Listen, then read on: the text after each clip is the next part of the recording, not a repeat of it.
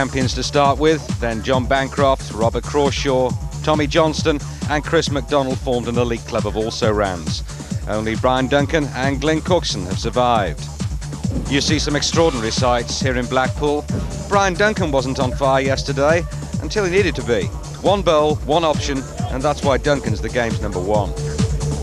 It's the jack. He's hit the jack, he's gone through, and B.Duncan has produced the masterly bowl possibly of this competition so far.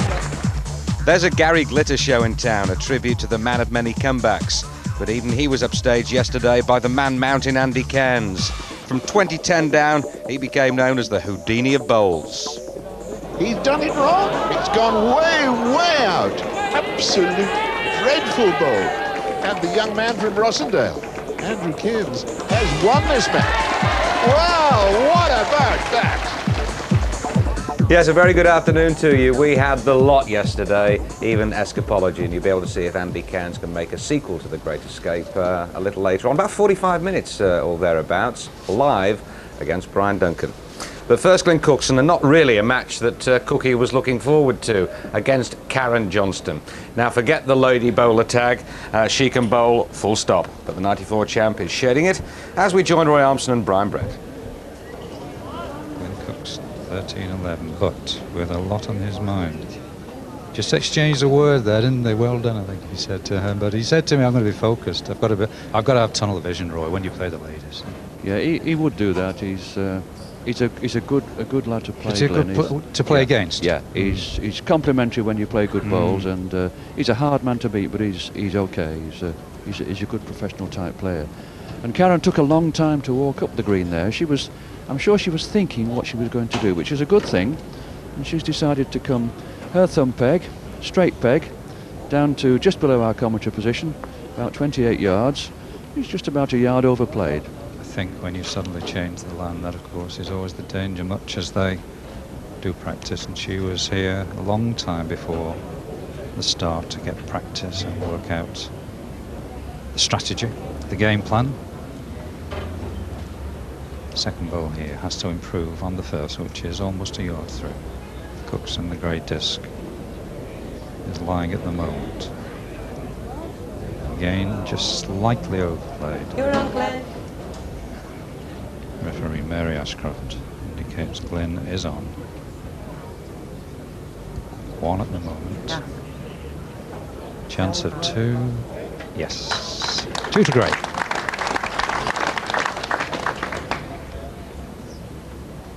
Cookson, 2.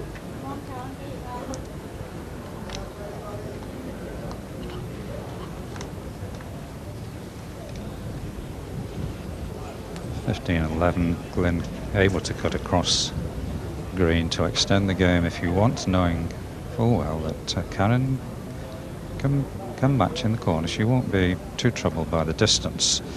They've never played, of course, Roy, because I did ask her before she went out. She said never, but there aren't that many competitions where we're going to play apart from the likes of the Bassmasters. That's very true, yes. The ladies are at a disadvantage in that when they play the fellas, it's a different game, no doubt about it. But Karen has watched an awful lot of top-class bowls when she was a young girl. I recall her coming to watch us play in the Warrington Charities when she was about 15 years of age.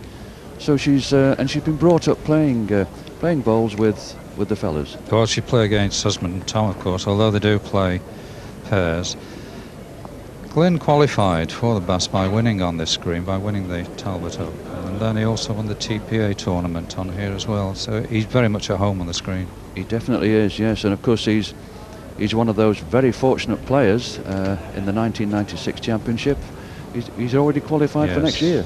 Yes, if we go ahead as we hope to next year, he's won a major already, so he's sort of booked his place. Now then, 15-11 before we sort out this end. Johnston. Well done. 1. Yes.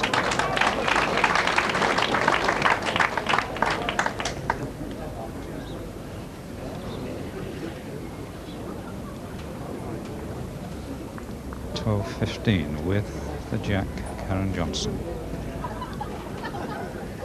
taking a long time to decide where she's going to go, and this is critical for Karen because she doesn't want to come back in the corners, because that's what Glyn likes. So she's deciding to come down to the faster part of the green, but has she sent the jack off?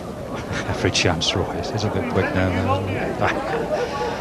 Back the jack will go. A wry smile in time to Glyn Cookson, and he will then set the mark and Karen will play to it.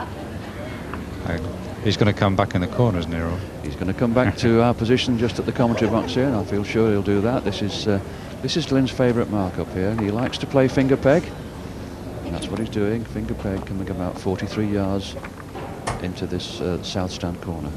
He stands on the footer until the jack virtually stops, and then concedes the footer to Karen, who now leads. Left-handed, of course, against the right-hander. Good mark, good distance. Do you know, a line doesn't look at all bad. At all bad. Well, what a ball. Hey, Roy, he can lead every time. He can put the jack there every time. Yes, you see, this is what I was saying before. I think Karen's adopting the wrong tactics. I think Karen should play her own game. She should play in the corners herself with the jack. It's always different when you're following. And Glyn's right through. I suppose she's so good in the ladies' game that maybe she doesn't have to think too much, because she can pretty well beat most of the ladies her own game anywhere. Yeah, she dominates the game when she's playing with the ladies, but I think that's what she should do. Maybe not go quite as far as Glyn, but certainly play in the three-quarter corners. Well, this again is not bad here, yeah, is it? It's fine. You wouldn't be ashamed of those. I certainly wouldn't. Now then, Glyn, he's got to be far enough. He doesn't want to be off the green. He's got to try and say, trying with this. Trying. Looks a very good bowl. Yes. Excellent. Oh. That's high quality.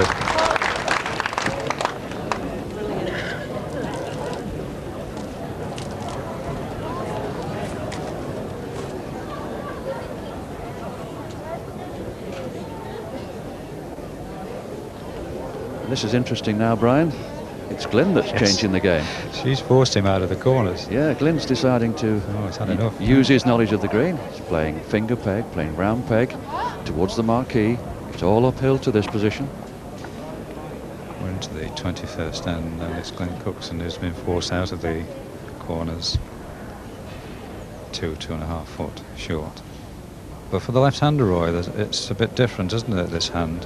Yes, I think Karen is one of those left-handers. She's quite used to people adopting this tactic against her, playing... What does it say? Right hand finger off the crown? Right hand should always play finger peg, and preferably over to the right-hand side of the mat. That's the theory. But I think people like Karen are quite used to people adopting this tactic, and sometimes they use it themselves against the right-hander. Yes, she's got a good chance here, hasn't she? She holds her line and just increases the running of the ball. Just a 2.5 foot, maybe a yard running. That's could possibly do with a hit, Roy. Hey, she's got a hit. She got two. Certainly one. Glyn very quickly accepts that, takes one out, waits for Karen to survey the rest of it. Johnston, 1. Yes, at the single.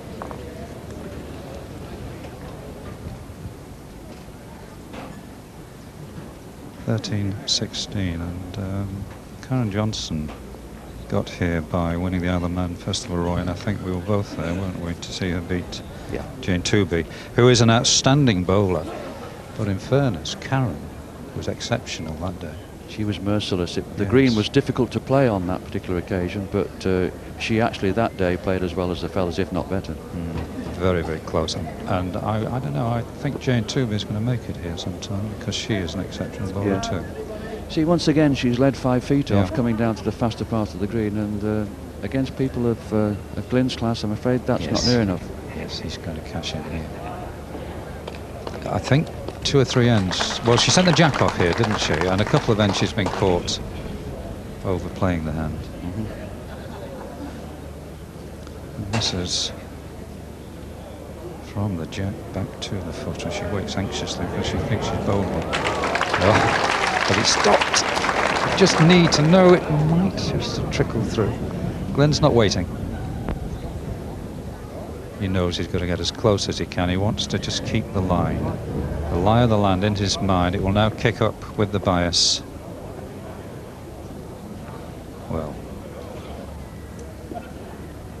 could be one, Johnston. and is to blue off Karen Johnson.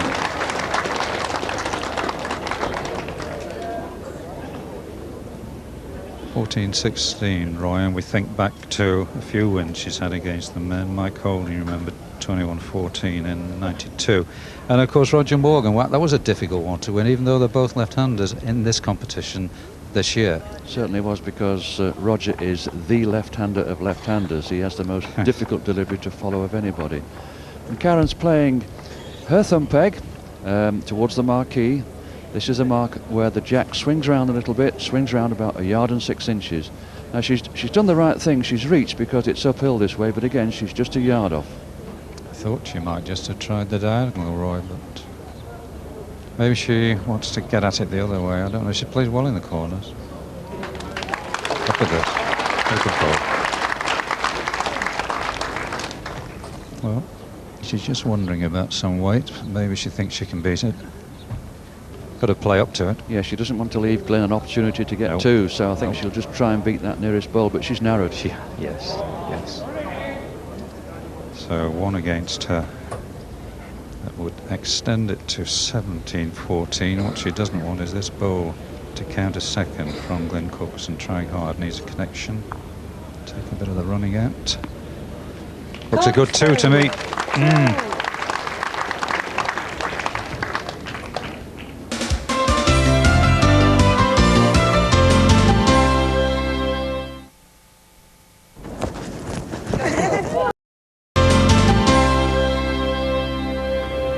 So from having the jack at 14-16, she's conceded what might be a very costly double. Neither of them, Roy, have had a run, have they? No, but I think what this game has shown is that the difference between the ladies' game and the men's game is not a physical thing. There's no physical limitations. It's just that they aren't as tactically aware as what the top-class fellas are. They do make tactical mistakes. Well, they get punished, don't they, for their errors. This time Glenn might just get punished because he's pushed that one maybe 4 feet wide of the jack. Well, didn't hang around. She's very quick. Is this far enough? Because the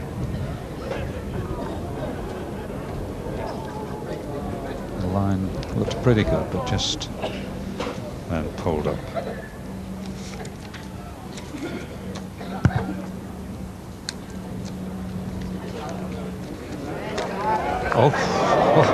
That's all right. You're on.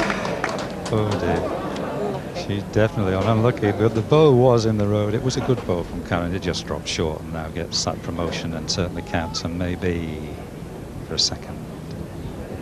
She's got to get past the short ball now. I think just one. Maybe. I want to look at this. Nice two. Johnston. Good. Two. Karen Johnson.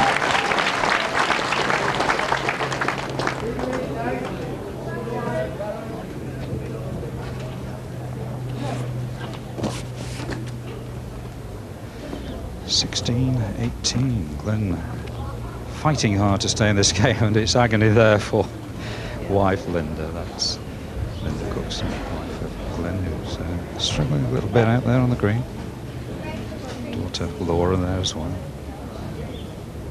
Karen taking a long time to decide where she's going with this jack, and I think this is right. This is the tactic I think she should have employed earlier. She's now playing her natural game. Playing a difficult peg. She's playing her thumb peg right across the centre of the green towards the marquee. Well, hasn't she pushed the jack? Maybe. I don't know, Roy, because there is a ledge there, isn't there? There's a bit of an incline, and then it's down to the ditch. Yes, the only danger here is to get inside the line, and that's what Karen's done. She's just slightly inside the line of the jack. About 5 feet off. And Tommy Johnson there, worrying, looking serious, as ever. Quiet man of bowls, watching wife Karen there. Glynn using his green knowledge now. He's gone the other peg. Gone thumb peg. But knowing it's the heavy part of the green, even he has failed to reach. That ball is 2.5 yards short. And of course we have had more rain, so that the green is not running anywhere near as quickly as it did on the first day, but it's running very consistently. Karen's done the right thing. Yes. She's followed him. Yes. She's not bad, Roy. Not bad at all. This now is about length. This is not a bad ball, my goodness. Rich applause. Cookson again, the same line. You can either play off the ball, cut inside it, now just clip off it. That's excellent bowling. Glenn Cookson.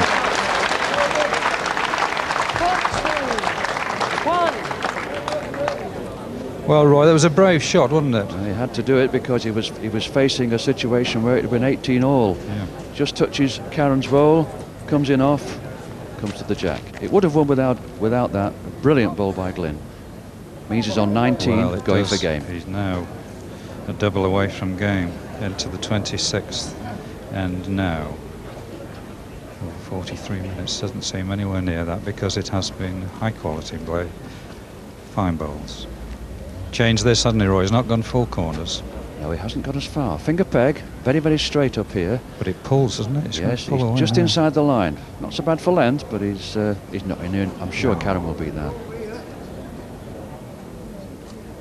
She's better, isn't she? She's a bit low, Roy. Might just peg at the death. It'll win it. Length is okay. Look at it work a little bit now. Now it's a good bowl. Well done. Glenn learned from that. He's seen the road end, although he's set the mark. Thinks he's bowled one. Is it there? It's not there, you know. It's not there. Karen, 16-19 down, holding 1. 2, and we've got a game. Not short. Sailing through, just might go out. Pity. Another one to blue. Johnston. 1.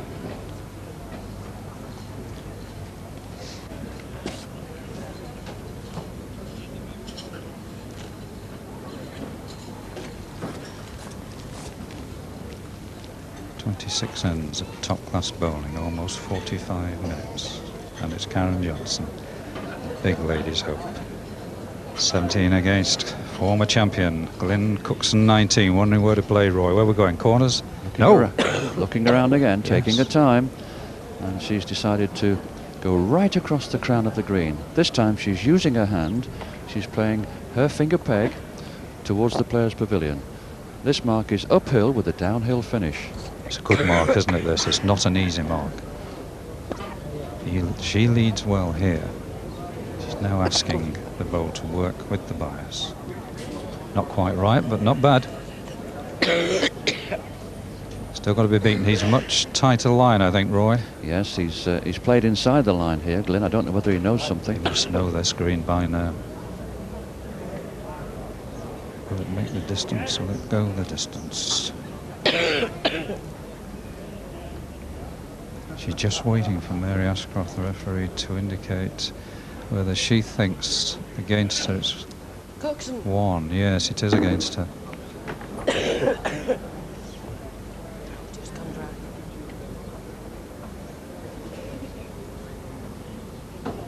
Slightly inside her first bowl, which is not a bad tactic. If it's got the legs, that's won it. At the moment, that's in.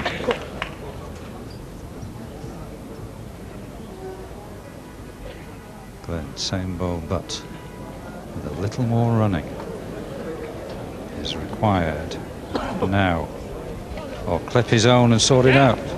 Not enough. Johnston. Yes, another one. Karen Johnson, another single.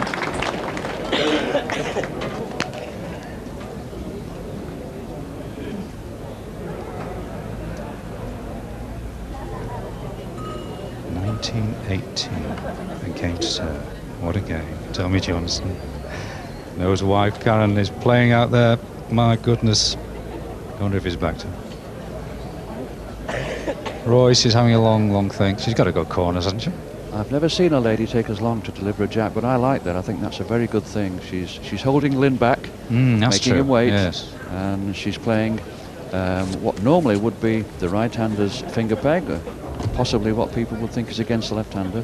Coming about 32 yards just below our commentary position, just to the side of the crown. Little bit of bend for the bowl here. Well, that's what she's asking it to do now. Because if she's got the running, she's certainly got the line. Good bowl there.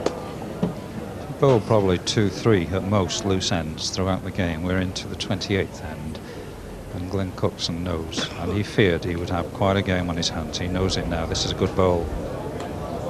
Excellent bowl.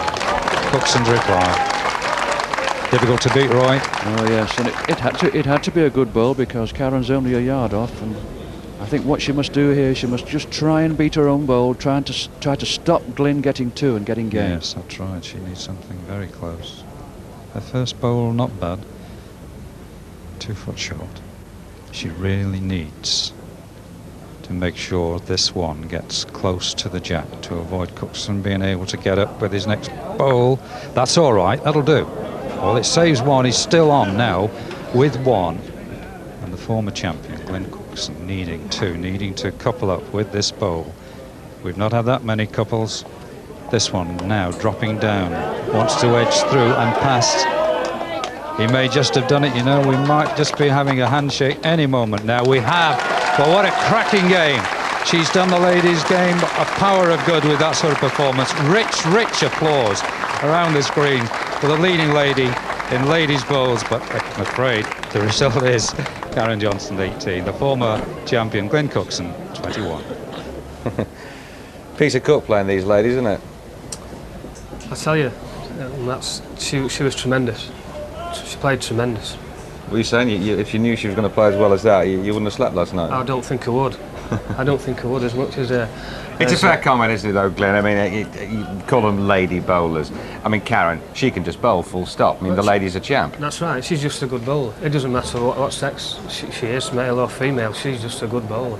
And most of the men would really be under pressure against her.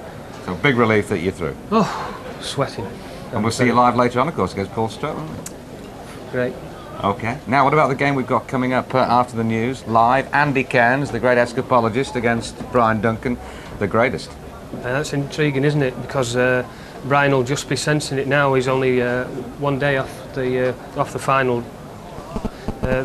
You know, so he'll just get a smell for it. And Andrew's a young lad that'll be full of it. He'll ruin everything in. It could be a tremendous game. Well, we're going to look forward to it, and of course we still remember that wonder bowl that he played to win his previous round match. What a bowl that was. We saw it at the top of the programme. We're just taking a very short break. We'll be back after the news, live with A. Cairns and B.Duncan.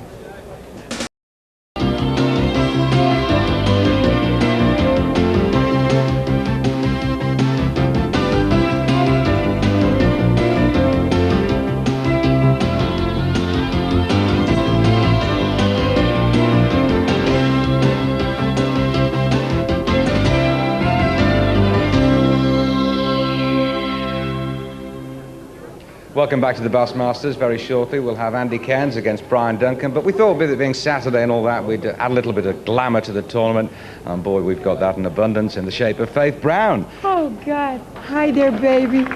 Oh, they're all hearing, they're all giving you a nice lovely. round of applause. Now listen, where are you this season? I'm at the Opera House in the Winter Gardens doing summer holiday, and I'm a real bitch, as they say. Well, you are a bitch, aren't you?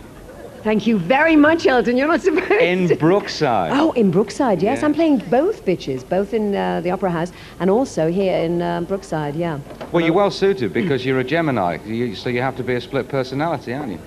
What do you mean? I'm a split personality. I'm a lovely lady, I am. No, actually, I am. I'm either very high up in the air, or I'm get very depressed. But you say you share the same birthday with me, don't you? That's right. That's yeah? right. Both yeah. Geminis. Yeah. I knew there was something I liked about you. In fact, we give the date away. We'll get loads and loads of birthday cards from the ladies and gentlemen around 28th of May. 19. Well, no, forget that bit. No, we'll forget. Frozen to death, love, but I'm enjoying me little self of you, love. I'm having a wonderful time in So am Blackpool. It's great, isn't it? Yeah. I've been on the big one as well. I've been on the big one. What are we talking You know, about? the big dip. Oh, right. I didn't realise. No, when you mention big ones, you know. I've been rid of my age. Oh, you haven't? God, I have. Sorry about that. Yes. Right, not too close. Yeah, go on. No, what I was going to say is, since Mrs. Thatcher has taken a sort of more of a low profile, has that sort of inhibited your act in any way? Because your impression of it was quite marvellous.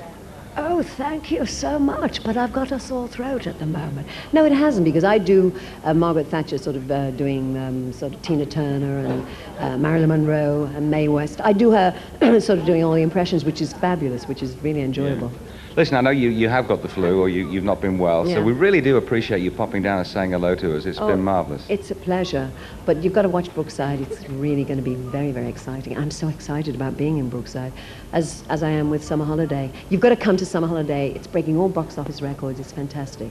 Faith, thanks a lot. Thank you, Elton. And happy birthday for next year. And I love you. I love him. Oh, I do. Gosh. Kiss him.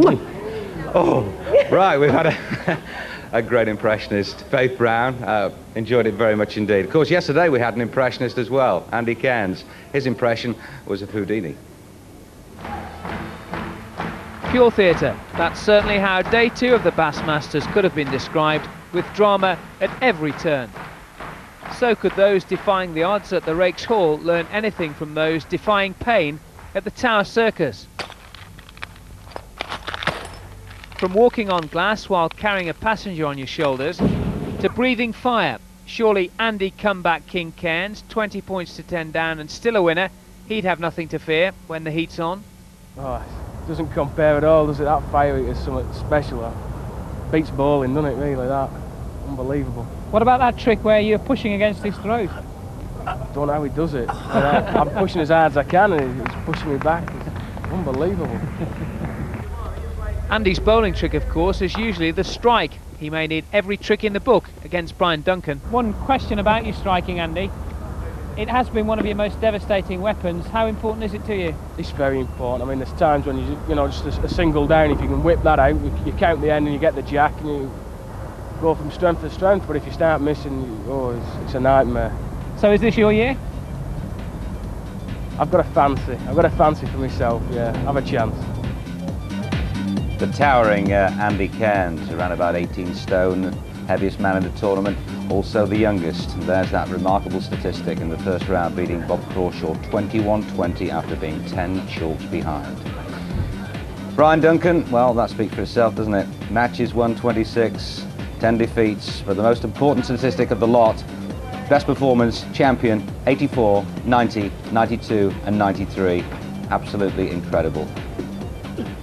And here he is live, and it's Brian who's actually been sort of doing the Andy Cairns bit really so far, trying to escape from an early tousing.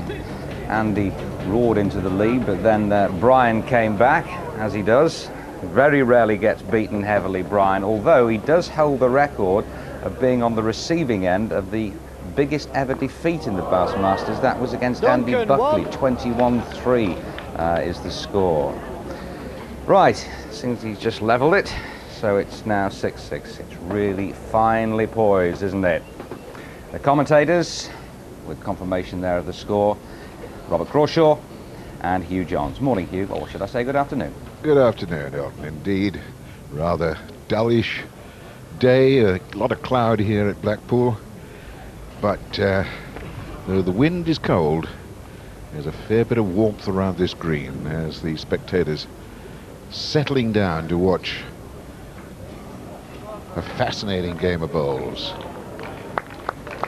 B.Duncan, who had a slowish start, Andy Cairns racing away, and I'm just wondering, Robert, whether that start was a bit too much for Andrew Cairns. Maybe got him a little bit too cocky, I wonder. Well, I don't think so, Hugh. Andy is actually riding on the crest of a wave at the moment. His enthusiasm's second to none, and he's gone on the green as if he's going to win the game, and it's certainly going to be a nip and tuck affair. Right, right.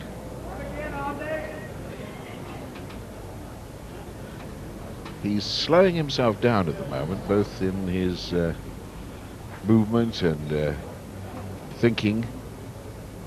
He wants to see this arrive, and it'll creep through. It's a beautiful ball. Oh, that was an outstanding delivery. Having played against him, Robert, where would you suspect that Andrew will try and take Brian? Well, I think personally Andy, having seen him playing in the Talbot competition earlier in the week, will try and take Brian around the crown, quarter green him to the edges. More than likely everything will be round peg. I have to tell you that that sort of scream from the crowd was not anything to do with the delivery of Andrew Cairns' bowl. It was the water that's gathered in the roofing of one of the stands here. The wind got underneath and the water just blew out over the spectators. It certainly looks as if it's put the players off this end as well, Hugh. Yes, indeed.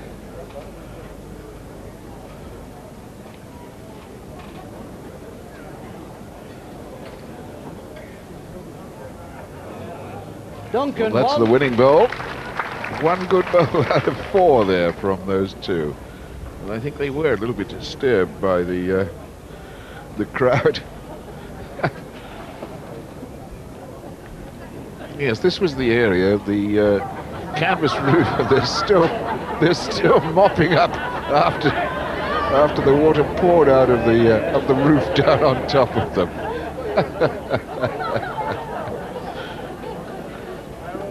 They were sitting under there in case it does rain to keep dry. Not quite what they expected.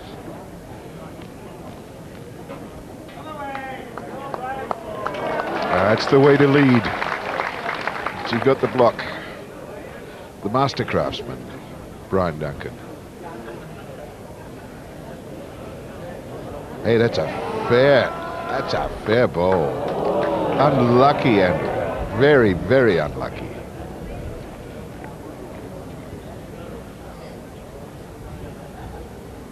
It's enough to show Brian Duncan that he's got somebody here he's got to beat.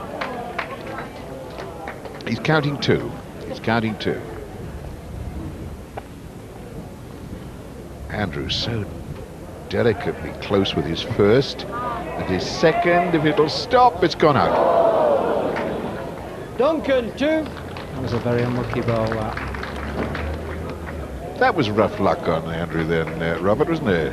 Yes, it's one of those rubber the greens that you like to get in a game, because games can be won and lost by a fraction of an inch. And Brian going off deep into that corner where the lay of the land to the eye seems to indicate that it dips away, but in actual fact it's a fair push up over that last coverage. Brian knew that. Length was right, but the land that he took was a wee bit narrow. Andrew needs to fall onto the bowl. Should have said that's 1-8. That's bang on a length, I would say.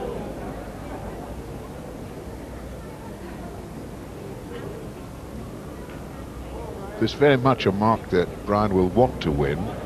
If he's got a contact, hey, that changes 1 into 2. Very reminiscent of the bowl that won the first round match for him against Wayne Phillips when he was when game was against him. He had 1 bowl left in his hand and he turned 2 down into 2 up and won the match. I don't think that bowl has changed things. Brian certainly doesn't think so. And Andrew is slowly making his way up, very, very slowly. He doesn't appear to want to do anything in a hurry in this game. Duncan, 2. No, well, Andrew seems to be the type of player. He is very emotional, and when things are going for him, he's bright and bubbly, and when things slightly go against him, he tends to let it play on his mind slightly. He, of course, is a very young man. The youngest in this tournament, the youngest qualifier from the Bunbury Classic. 22 years old. He had a very good win in the Bunbury Classic to qualify. Took on Alan Broadhurst, who's no mean performer, and thrashed him 21-6. Yes, and Alan, in fact, is a former winner of that competition.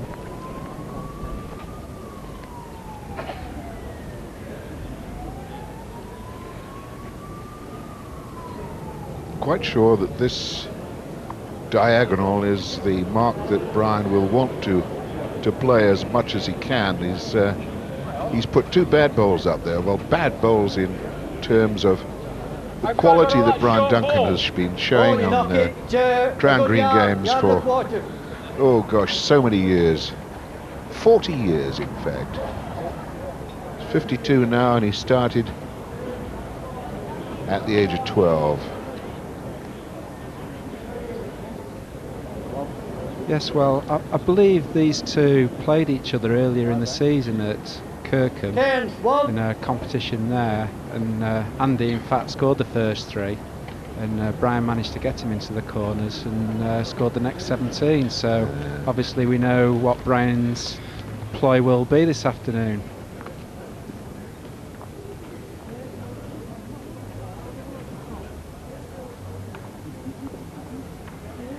And he's setting a thumb peg mark here, round pegging, where the slope of the green will try to assist the bias at the back end of the bowl's travel.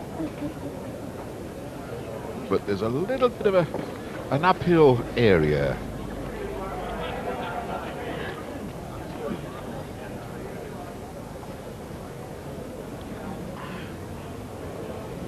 It's not going to get past. So Brian fell into the same little trap that Andy did, but Andy, I saw him shaking his head then as he walked back to the mat because... yours, Andrew. Have a look if you want. I think Andy shook his head then because Brian's bowl, even though it isn't counting, is actually finished in the way to for Andy to play a bowl the same peg. So he's changed his hand, tried to come in thumb peg. Because Brian can bowl with some reasonableness here now. Just needs to squeeze past his first bowl. Yes, he did. And I think the rub there may have given him 2. Yes, it has. Well, it's an excellent bowl, that. So, that double gives him a 13-9 lead. We've got to take a short break here, but there's plenty more live action in just a moment. Bowls since you left us. And Andrew Cairns took a single and took Brian off his diagonal towards the commentary box. When he tried to set a mark along the side of the green, he lost it to Brian, and that put Brian back onto a diagonal into the other corner of the green. So we've got a 14-10 scoreline to Brian, and he's holding 1, but Andrew is trying like blazes. Duncan, 1. So 15-10.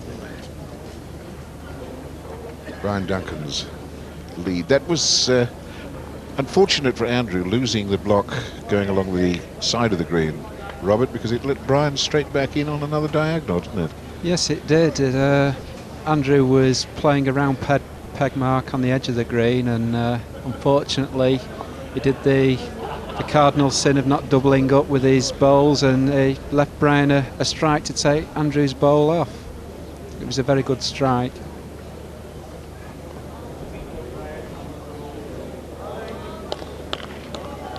I doubt whether there's been a more consistent corner bowler in Crown Bowls than Brian Duncan, would you say, Robin? No, that is Brian's trademark, is playing the corners. No matter what green he tends to go on, he always heads for the corners. I think simply for the fact that there is a bigger margin of error when you're actually delivering your bowls, and if he plays consistently well, he'll very rarely get beaten. Well, this man has won, what, 5 Waterloos and 4 out of 5 appearances in the final of the Bass Masters, amongst a whole host of other tremendous competitions. And Andrew shakes his head rather ruefully as that last bowl of his gave up, oh, at least 3-4 yards from the target. Another double for B.Duncan, and 17-10. Mind you, that's not a figure that Andrew will give up on. He didn't give up when it happened against my co-commentator here, Robert, in the previous round. Keep reminding me. He's got to it has been one of the great sensations of, let's say, a sensational series so far. However, Andrew has got to get this block back and get it back soon.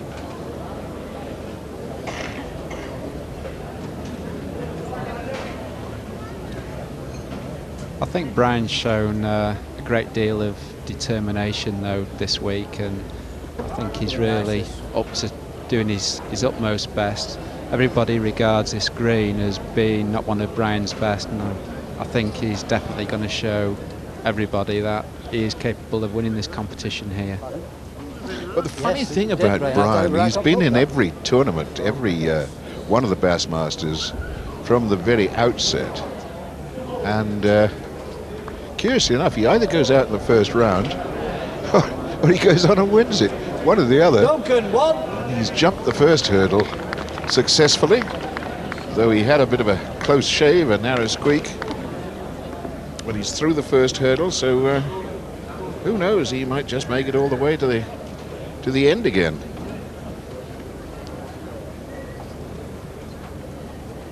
Well, we'll certainly find out by Sunday afternoon, Hugh. Yeah.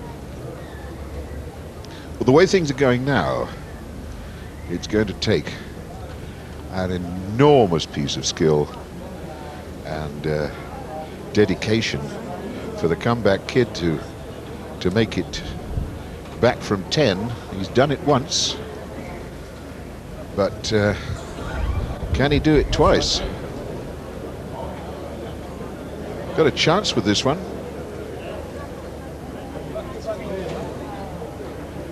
Yes, I think that should stay in, yes.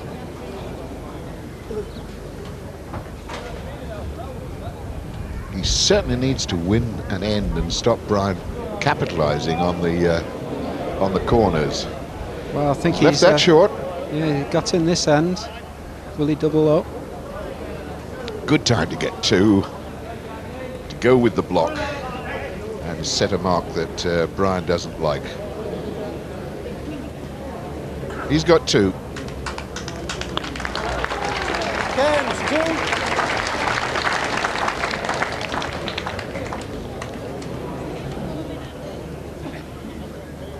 Right, now just 6 chalks in it, and very wisely, in my opinion, Andrew is choosing a block or a mark where even if he loses it, Brian can't chase him away into something really, really difficult in distance and a degree of difficulty.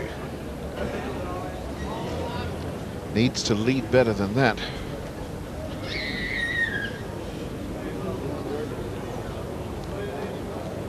Heavy. Yes, I think that's it may just have gone out, that one. I would think so. Andrew's got a better weight with this one. What about the land? Yes, good ball. It's right in the way. It's going to be difficult. Brian, I think, planning to save rather than score. He saved one. Cairns, one.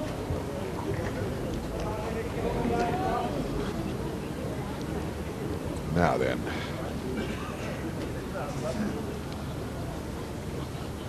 Now this could be interesting because this is a very similar sort of mark to the one that Andy Buckley destroyed Brian across this Rakes Hall green. You'll have to put them a little bit closer than that now. Brian Scored only 4 chalks on that occasion. And that will always be in his mind whenever I think anybody sets him a mark across here like this. Now, Andrew, what do you got there? Good ball. Yep. Good ball, Andrew. This is difficult for Brian, because if he touches the block more than 2 or 3 inches, he'll give it back to Andrew. I think he's Missed played everything. underneath. Missed everything. Cairns, 1. Well, I would say there's no reason at all for Andrew to look at any other parts of land than where he's just come from. Houdini, the comeback kid, might just be on a roll again.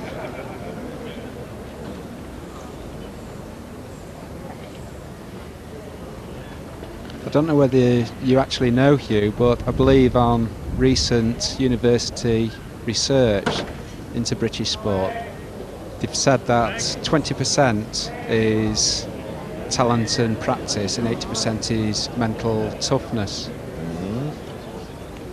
Is Andy mentally capable of doing this game, winning it?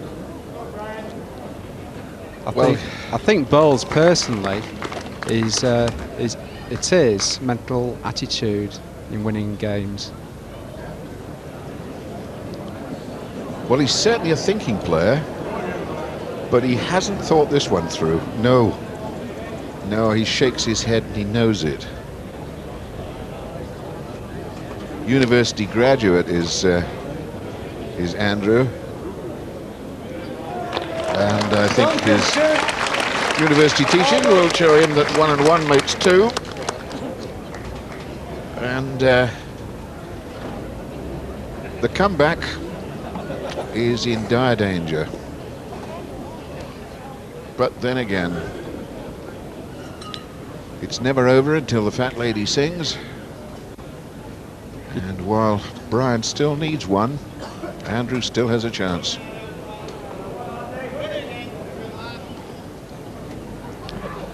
Well, that was not a particularly good lead from Brian. Andrew could put some pressure on him here if he can squeeze past that short bowl and drop onto the target. Tell you what, he's awfully close with that. Yeah, this is a very good ball. Brian might actually have to change his hand here.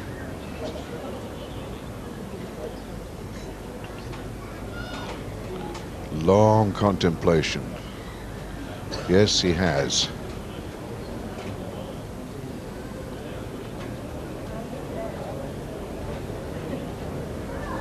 Slipped away. Room for Andrew to come in again. Oh, he's cut that one very narrow and he hasn't given it any legs. Cairns, 1. And he knew it as soon as the ball left his hand. He knew that he'd blown that one. Great chance of getting 2, but 1 means that B.Duncan hasn't won it. Only 6 more to get, Andrew.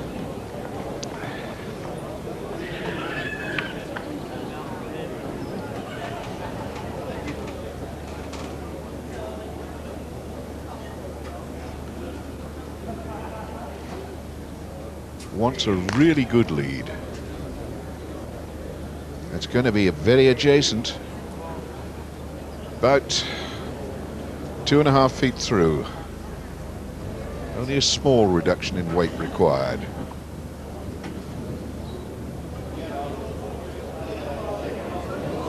Short.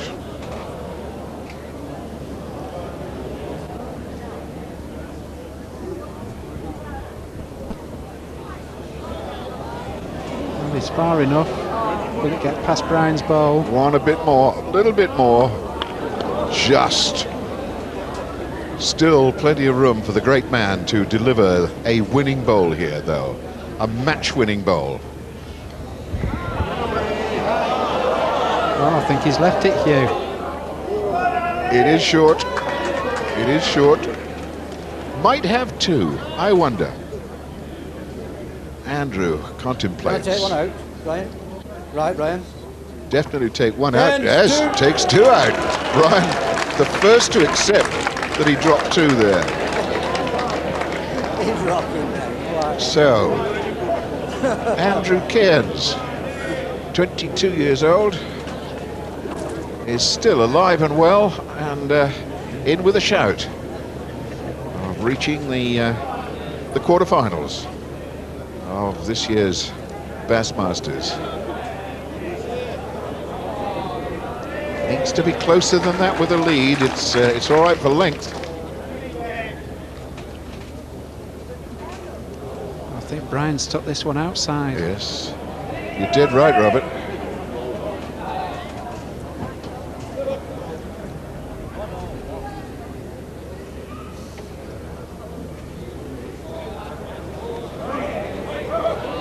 It's looking good, looking good.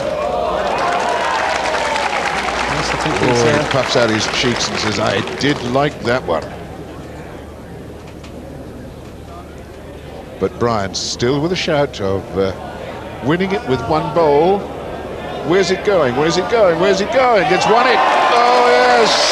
It just shows you how great the talent of this man, Brian Duncan. In the first game, in the first round, everything was against him and he turned in a wonder bowl to win it. In this, he had shots against him there and still found the courage and the ability and the technical expertise to deliver a killing blow and wins this match against Andrew Cairns 21-17. And now down on the green, the 2 bowlers with L. Yeah, here we are with the Houdini of yesterday and the great man. Not quite today, although for a moment there we thought you were going to do it again. Yeah, just played 1 or 2 slack balls when I needed to lead, and he's going to lick balls like that eventually. He's Brian. He puts them up good and he's picked Jack up in his 1 game. It was a good ball. I'd have been going for the game myself if he'd even missed it, I think. Now, you were 18-10 down at 1. This is still the sort of magical figure 10, isn't it? It's the perfect 10 for you. That's when you start playing. Yeah, I think it gives me a kick up the backside when they're nearly game. I think, well, you've got to get going here. You're going to lose some money if you don't. Anyway, commiserations. You've enjoyed the tournament, have you, Andy? Yeah, I've enjoyed every second. It's been great. Thanks. Oh, we've enjoyed your company. But final question with you before I move over to Brian. Which would you prefer, the fire eating or playing Brian Duncan? Probably the fire eating, because he always licks me with this guy. OK, let's move over and join Brian. I mean, you need another wonder bowl to win, didn't you? Well, yeah, when his when his ball dropped, I thought like with a little bit of luck he might only have 1, so I can have a crack at it. But the marker said 2, so I thought, well, I've just got to play to save and hope I can beat the nearest. Simple, ain't it? It's simple when it happens, but it's not when it doesn't. I mean, a curless ball and it could have been 19-20, and then I'm the one under pressure again from being 18-10 in front. Were you conscious at any time that, of what Andy did yesterday, coming back from 20-10 down?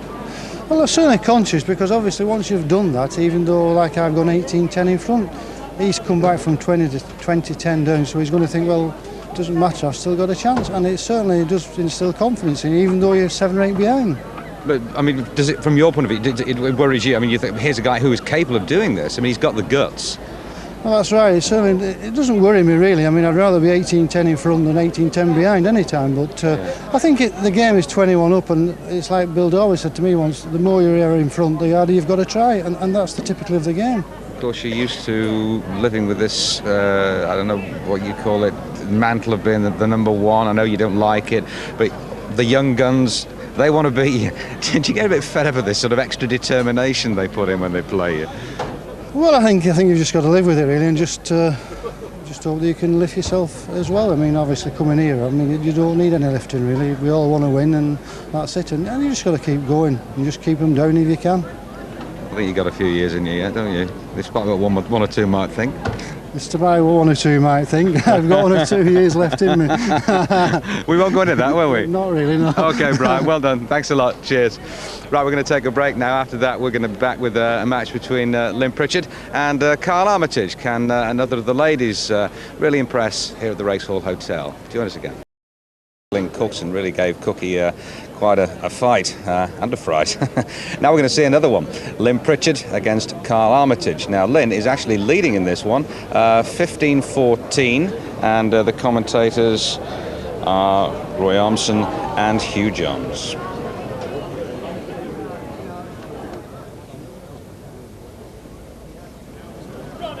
He's short again. Yes, well short. I think he'll pass Lynn's bowl. Oh, just about. Don't get too close, Carl. Lynn's gone the other way, playing finger peg here, trying to get below Carl's short bowl. She's nearly hit it. Oof. That'll win it. Pritchatt won! Not a particularly good end of bowls, but very satisfying as far as L.Pritchatt is concerned.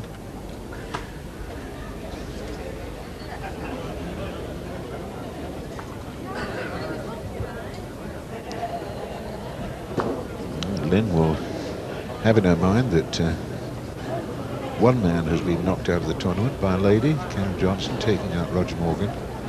A big feather in the cap of the Birmingham girl if she could equal a feat like that. And she's got the background to do it.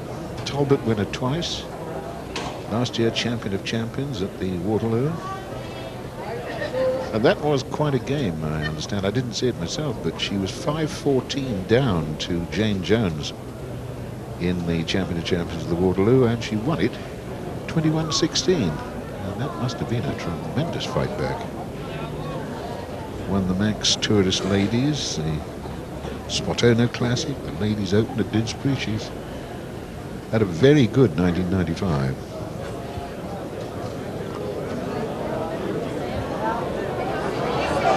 If it gets past, it wins.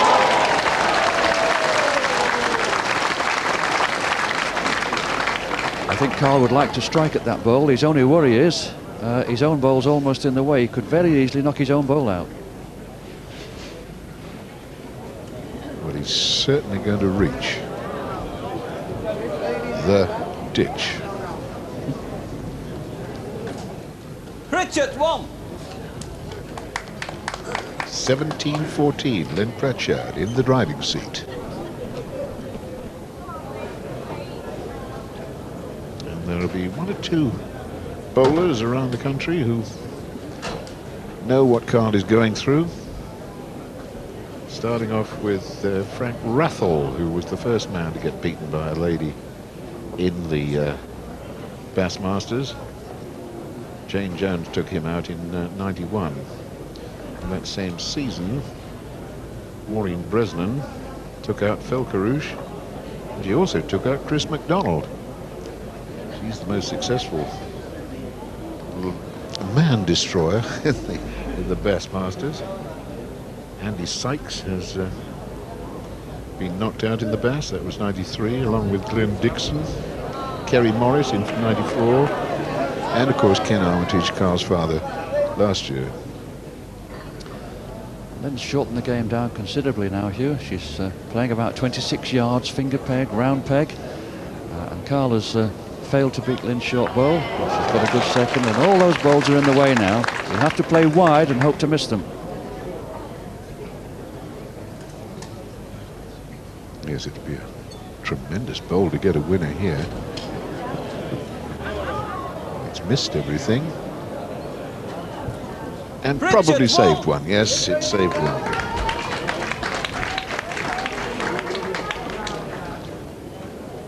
There's a sparkle about the face of L.Pritchatt now. She's quite a youngster, 25 years old. Personal assistant in the National Health Service. And this is the most crucial end in the game for Carl Armitage now. 18-14 down. He's got to get in here. Oh, tell you what, that is a lead and a half.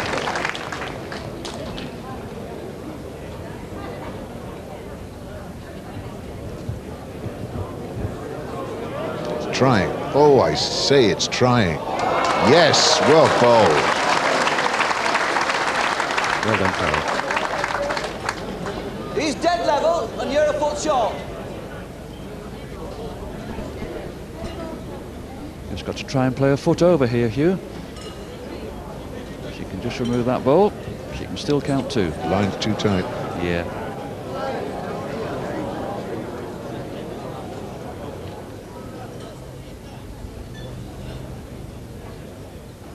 Right, now Carl. Dropped away underneath. Just the one for Carl. Armitage one. Very, very good one, though, isn't it?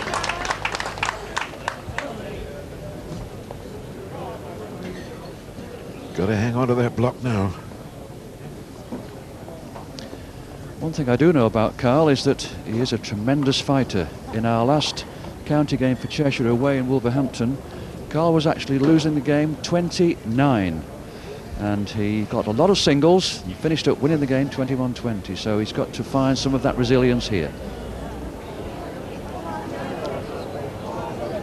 I'm afraid his lead bowl there is something that he would very much like to have back on the map to try again with.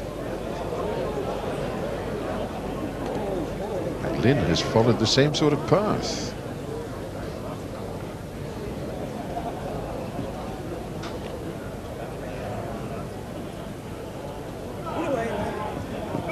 Now that looks better. A lot better.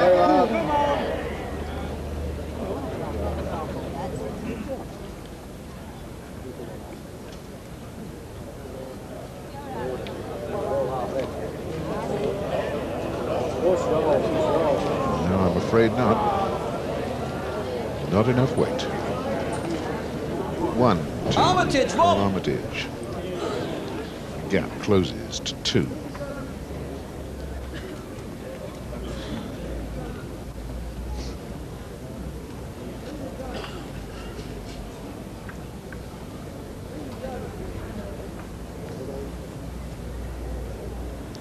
Desperate now to hang on to that block. Was 14-18 down. Now just the 2 chalks in it. Carl now getting very animated, running after his balls. Still going to be about 4 feet off. The big lad is Carl, isn't he? He certainly is, yes, and most of the young players have a hero at bowls. They have a player that they like to emulate. And Carl's hero, and the one he's tried to emulate, is our old friend Norman Fletcher. Storming Norman. I think Lynn might just be closest with that one. No sign from David Fishwick, the referee. He's on the bottom. That's not going anywhere. Well, if she's not winning it already, Lynn, you're on to win it now. She asks, what is the situation? It's a peg for first. Ah. So that alerts the measuring department. They're up on their feet, making sure they've got the right tackle and are ready to move. Lynn's too low here as well. Oh dear. Might have done a little damage. Well, Lynn will certainly ask for pegs if yes. Well, let's see if we can tell, looking down at it from above. Certainly does look like 6 to 1.5 a dozen of another, doesn't it? I was just looking at Carl then, Hugh. He didn't look too happy.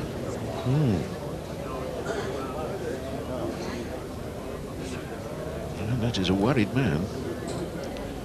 And they're measuring Lynn's bowled first, which is often an indication of what they feel.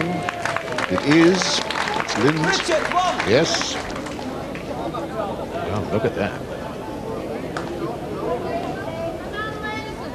And this lady was what? She was 9-3 down, 11-3 down. And she's really come back from definite losing position. started it back on when she got to 11-3 down. She put together a fine run to get to 10-11.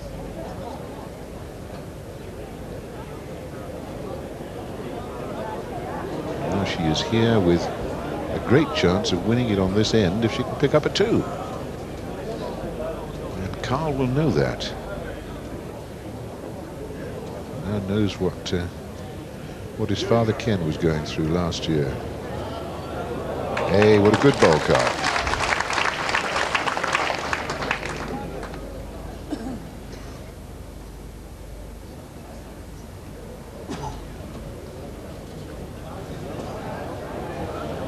Chances? No.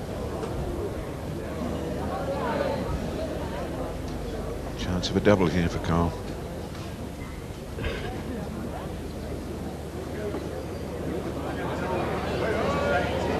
Well, he's going to get the double. It very nearly promoted a ball on the way. Yes.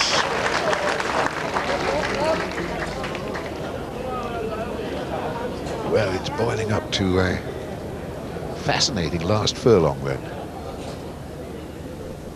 C.Armitage, 18. L.Pritchatt, 19.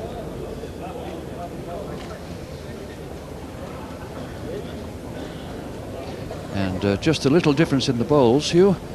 L.Pritchatt playing with 210 plastic bowls, and Carl's playing with his favourite 211 Lignavita bowls, which were actually made for his father Ken. But Ken never got to play with them. Carl snaffled them. He's been playing with them ever since. Playing finger peg just below our commentary position, but he's going 4 feet past. Well, he almost didn't get to play with them this morning, actually, Roy. He had them in the back of the taxi when he was coming here, and he was so excited. He got out of the taxi, paid the man, got into the hotel, suddenly realized he hadn't got his bowls, and to run down the street after the taxi driver, stopping him because they were still in the boot of the taxi. Oh.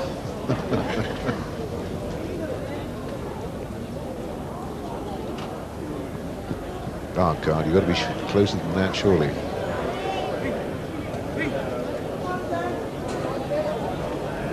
I don't know. That hasn't beaten L.Pritchatt's bowl. Lynn can win it. Yes, she's on. And anything, 2'6", 3 foot from the jack, and she wins. Now, a place in the second round. Oh, Lynn, you left it on the mat. Oh. Well, there. The second round match was to be decided then. The chance of going into the quarterfinal was there for the taking.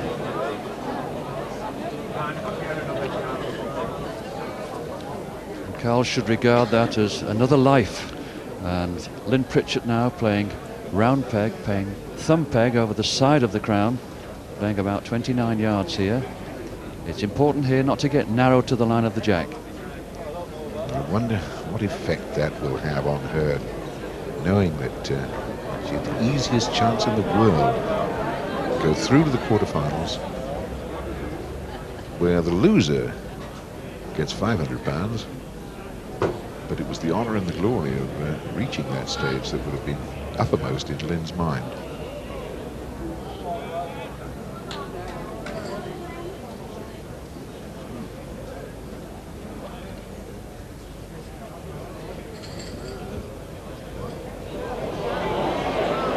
Oh, it's not going to arrive. The nerves are getting at Lynn. I'm sure she's desperately worried that she might have blown it on the previous end. She had the winning of the match in her hands.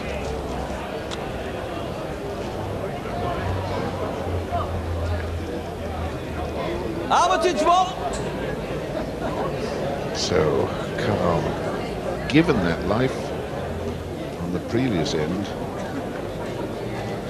gets himself a single so he can go out and win the match on this end. 19, just needs the 2.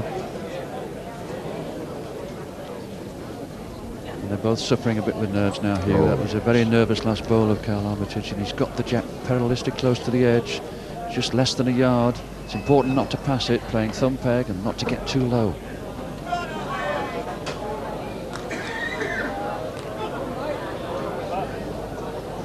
Well, that's what, a yard away, I suppose, but it's close enough to win it on this very difficult mark.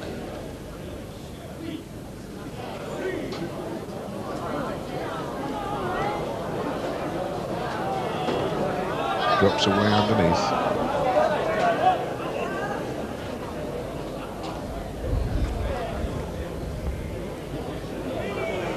That's running. That's on its way to the ditch, I think.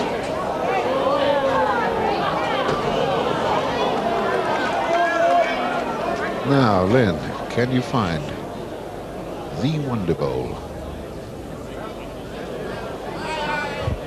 What's the reaction of the people in that end of the green? They think it's won it.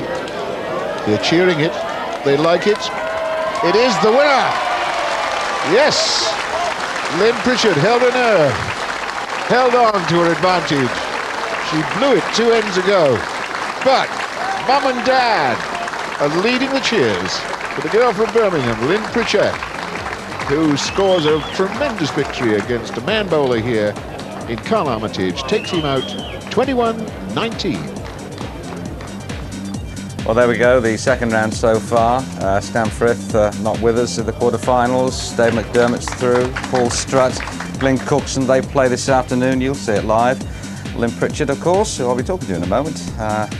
Walker, Duncan, and the game between Hitchin and Marshall we will also bring you up to date with when we return in just over an hour's time. Lynn, well done. Thank you. Hard work. Happy? Relieved? Yeah, the full gamut of emotions? Yeah, everything really. I had a shaky start, 11-3 down, and not bowling particularly well, but you just got to keep plodding, and the game's not over till it's 21. Almost like an Andy Cairns comeback, wasn't Yeah, it? very much so, yeah. Did you think you were down and out then? Not really, just got to keep going, but played some bad leads, didn't play as well as I would have hoped. And then you nearly blew it towards the end, didn't you? Right. You must have been kicking yourself there. Oh yeah, then. I mean, if I'd lost that end down there, it would have jumped off Blackpool pier, I think. I'll make sure it's not the tower. Let's have a look at your winning bowl, because this must have been a nervous moment, because you knew that actually it was a very winnable shot. Yeah, it was. I mean, Carl had not a bad first bowl really. It was hard to beat, and I was short with my first, but I thought we'd put a yard on, give it some land, and there we go. That's what the men call playing a real one. That's right. Yeah, the ladies call it that yeah, as well. We do. Yeah. There you go. Look. That's right. Just a bit of relief there. Yeah. I think Mum and Dad were pretty happy too. Oh God, yeah, very much so. Yeah. Do you realise you're only the fifth lady to reach the quarterfinals of the Bassmasters? Yes, so I believe. Yeah, it's sort of the ripe old age of 25. Before you get too carried away, no one's ever reached the semis. No. So it's one stall to set myself out for. You're looking forward to the week? I am. Yeah. Very much so. And enjoying the week? Yep. Great. What do you think of the Bass? Brilliant tournament. Just hope it carries on and it's well supported by the TV and the Bass. We hope so too. Yep. Thanks for joining us. Thank you. We're back in just over an hour's time. The biggie, P.Strutt against G.Cookson. Join us then. Should be a cracker. The game's number one is on course to win his fifth Bassmasters. Andy Cairns threatened another comeback earlier, but the Maestro's motto is no surrender. A strenuous day for G.Cookson. He had a fight and a fright on his way to beating K.Johnstone. Next, and momentarily, it's P.Strutt, whose power play is second to none. The quarter-final lineup then. J.Hodson against Dave McDermott, P.Strutt, G.Cookson. Just a reminder, that's live very, very soon. Lynn Pritchatt, only the fifth lady to reach the quarter-final stage of the Bassmasters, against David Walker and B.Duncan, the favourite. The man who's won his title 4 times will play Bob Hitchin. He's finally found out who his quarter-final opponent will be. Hitchin, the last of the second round qualifiers, and this is how he did it.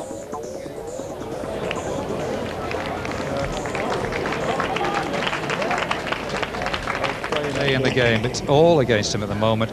Can he improve? He can't be short. It's tight. It's going to swing away. Could finish in the ditch. It has. It's gone out, and I'm afraid that's where Derek Marshall has gone out of the tournament. Handshake just to finish the game off, and there we have it. Robert Hitchin, All Yorkshire clash, 21 from Halifax, Derek Marshall, 15. Hello again. Of course, well done to Bob Hitchin. No left-hander has ever won the Bassmasters, no Yorkshireman either. Maybe it's Bob Hitchin's year.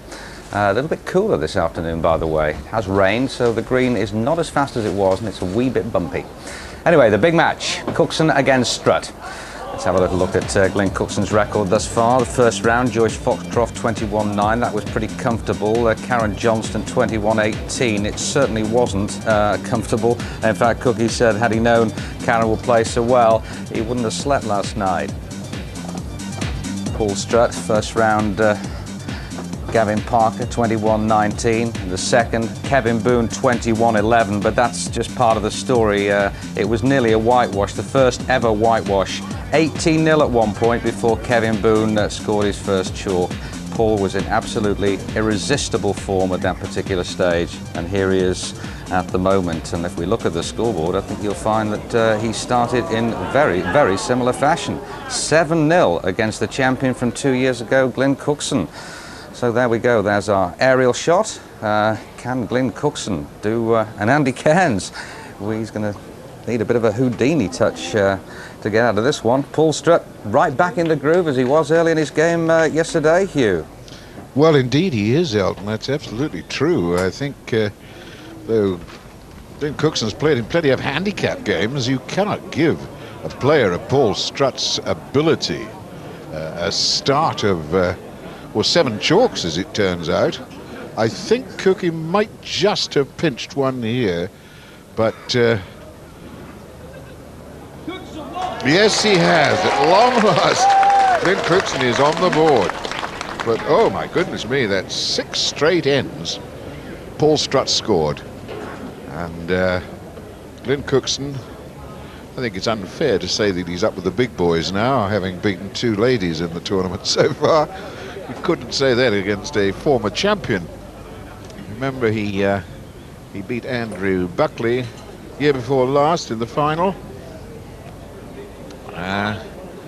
And he is a big, big quality bowler, and certainly one that many people had a small wager on at the very start of the competition. But to reward them, he's got to start doing some work. Don't think anybody could afford to give P.Strutt in this mood that he's in now the sort of start that Cookie's given him, Brian. No, it's worked very much in his favour, hasn't it, Hugh? He's been able to determine where he's going to send the jab, but this is the first chance that Cookson has got to get into the corners and try and stretch the game. If he's going to change anywhere, this is it. Are we going to see the first? Yeah. First strike, here he goes. Lethal. Oh. Dead-eyed Dick, I tell you, it almost took Cookie's foot off with the deflection. He's claiming a foul, I think. Precious. That won't have done his right ankle too much good. I tell you what, this P.Strutt is a terrific striker. It's a great strike, Hugh, because he can't really see the full jack, can he? Clips the side of it. Yes, we weren't able to see where the jack went to, but I can tell you that it gave Glenn Cookson a very solid jar.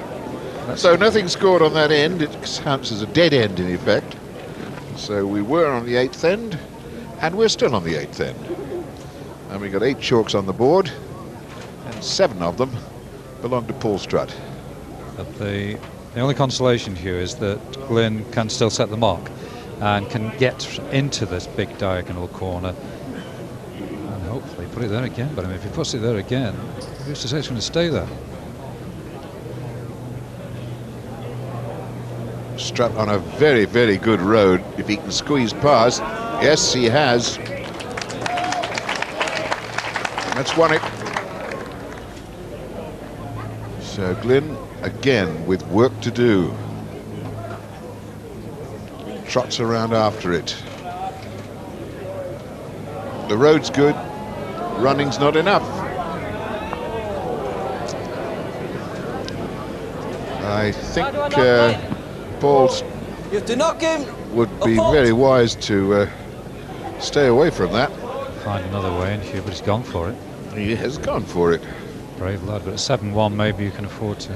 Well, he's got to squeeze between the 2 short bowls, and Very wisely, he made sure that the ball didn't have enough running to do any damage at all. Satisfied with a single.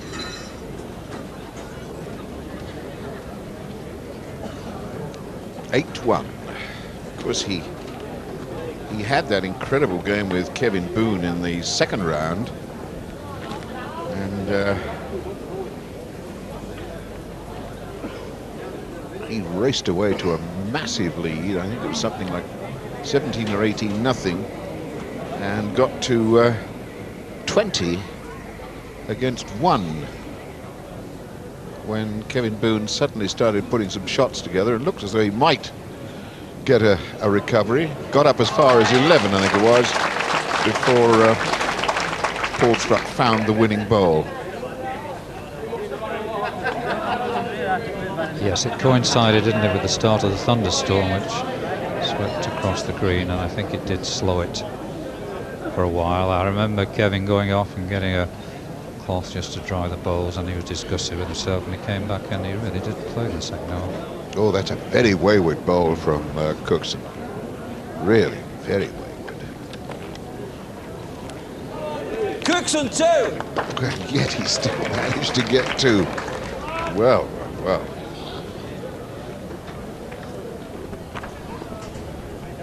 Well, this is going to upset the book again, isn't it, Hugh? Because I'm pretty sure Cookson was odds on for this one, for the heat. Oh, yes. I think he was 2-1 on, and Paul, while he had his backers, was 6-4 against. A bit of menace in the clouds even now. Yes, I think we're be good people of Blackpool here are in for a drenching before too long. Let's hope it stays off long enough for this match to be completed. It's bitterly cold out there. There's a very, very cold wind. Cookson now, Hugh, is going to be aware that he's got to put a second one very close to the jack, otherwise the strike is on. Yes, the shorter the distance, the more certain you can be that P.Strutt will bang things. Well, there's a fair target. Well, he's got a target of 2 bowls in the jack. Do it, Hugh. He's going to go for the Big Bertha. Oh, gosh, look out. He does come in. Oh, miss. Clean miss. Cookson 2! That has got to be travelling at best part of 90 miles an hour at least, I would have thought. We need the old speedo on this. It's sort of like a West Indian cricket bowler, isn't it? A lot of power in that. Gosh. And that's always going to be in his mind. Well, those 2 count up to 5 now for Glenn Cookson. So he's only 3 points adrift, having been 7 adrift a few ends ago. I think he's pushing the jack out as far as he possibly can. Well aware in the back of his mind that if he leaves only 1 counting bowl, then Strutt is going to let fly. And lead all important.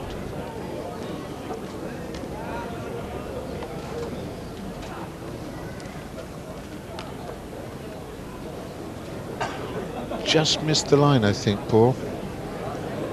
Just missed the road there. If you get underneath on that in this part of the arena, they just won't come back. Well, you would think that might just cut across you, but maybe he's just travelled over the crown and just the right side, and may well just get away. It's going to count 2. And he's just in front of the jack. You're nearly 2 yards through.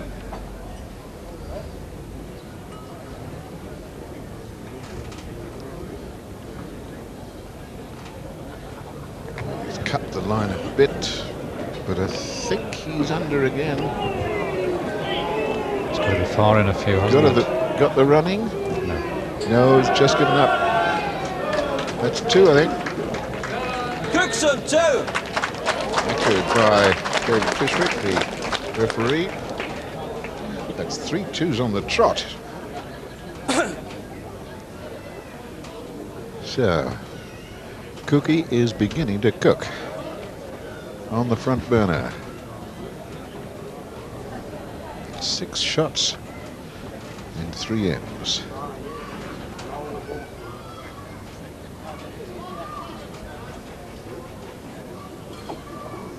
missed the road there. Well, he's not going to strike at that.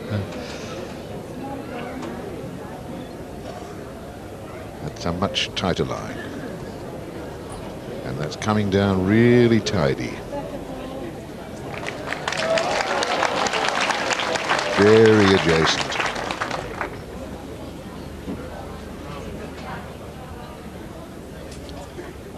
Cut down on the amount of land and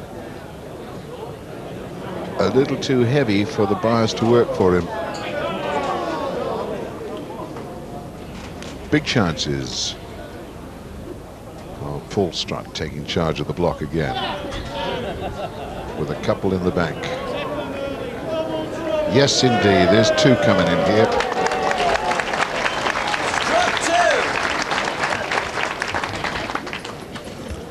So P.Strutt in double figures.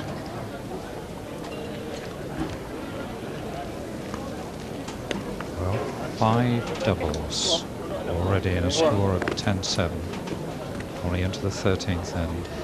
And Strutt is having none of these far corners. He's going to go reasonable distance to keep well within his fire path. Yes, the closer he sets the block, the more accurate his firing becomes. And that's a very, very good lead he's put up. Then Cookson will be... Well, he's close, but not close enough. Paul needing to skirt around the back of that short bowl of Cookson's. Only one. Just the one counting. Turned over, going straight at it. Yep. Straight peg. Clipland. No, gone out. That'll be a single for P.Strutt. That'll give him 11 against Glyn Cookson's 7. Well, if the rain holds up, we'll still be going like blazes here. As we take a short break, we'll have more live bowls when you come back.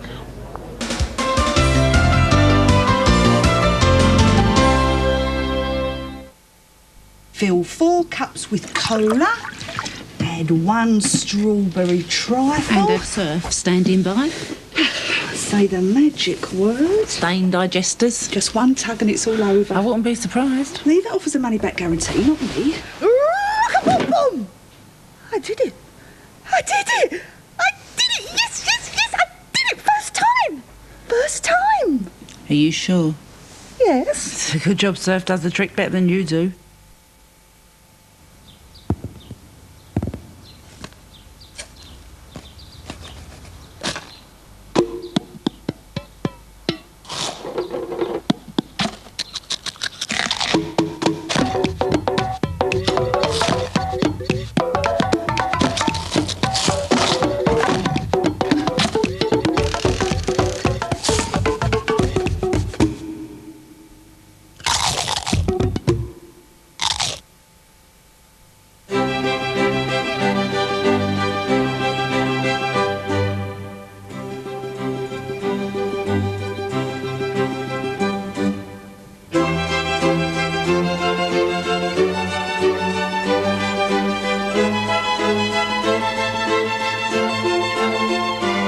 At Henry's Table, you can enjoy a delicious 3-course meal for as little as £7.50, and kids under 10 eat free. There's more on the table at Henry's Table.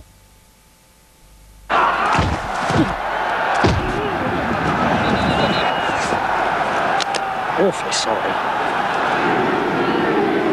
Hey, it's only a game. What they don't know is now Brian has St. Ivel Gold in the mornings, he's lightened up. Because St. Ivel Gold is the light and tasty spread made with semi-skim milk. You put your right foot in, your right foot out. In, out, shake it all about. See the lighter side of life with St. Ivel Gold.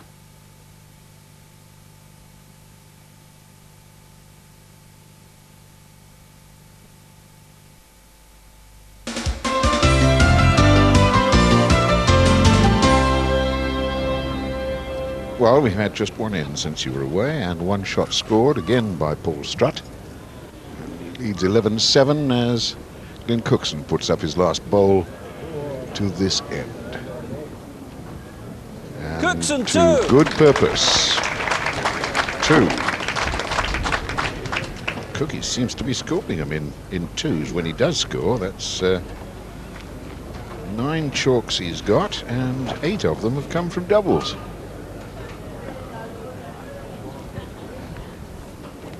And Cookson immediately sets off for that corner down by the bookies. In front of the hotel.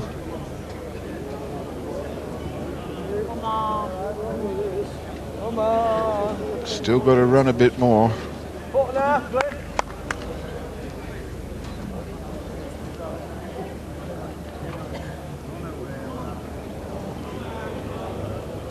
Not going to arrive.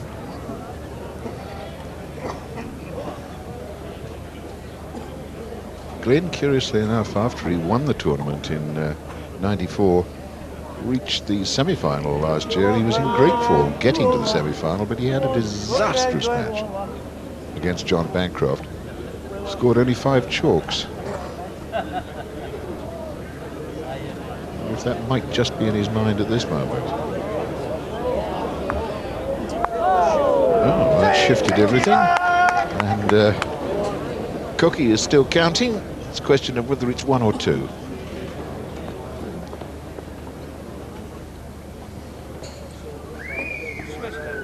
Thanks, please. So, he's a measuring job done by the Ashcrofts.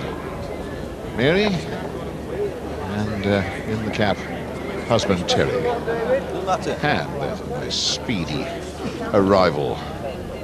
No longer the long pedestrian Laurel and Hardy larp. Well, it's a tradition in bowls, isn't it? It's gone today. Well, it's the cold weather, you see. Yes, keep the circulation going. Brisk. Brisk. A single. Glenn Cookson. He's only 1 behind. 10-11. And he says to P.Strutt, right, now we'll... 12-10, sorry.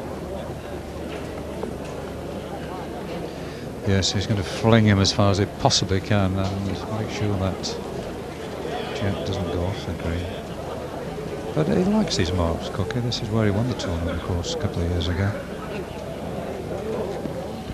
Doesn't allow very much for error in weight here. Anything past the block with a tiny bit of running in it will be in the ditch.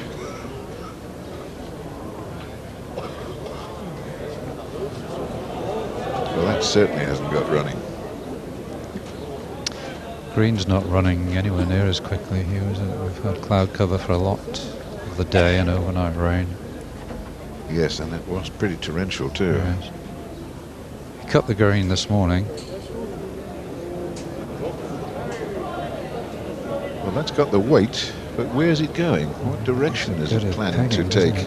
Well, he's far enough away not to get a strike, I'm sure. Is he any better? That's going to arrive. And that wins it.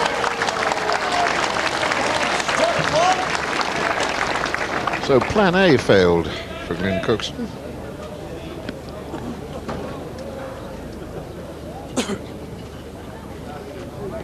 (13) P.Strutt is on. Well, you say it's unlucky for some, but there's a determined look about this young man that says, I'm on my way to the final of this competition. I wonder if he'll challenge this mark here. Is that 19 metres? Depends where the bowl finishes. Doesn't appear to be too worried about it, Cookson. Well, the threatened downpour has started. Very heavy rainfall.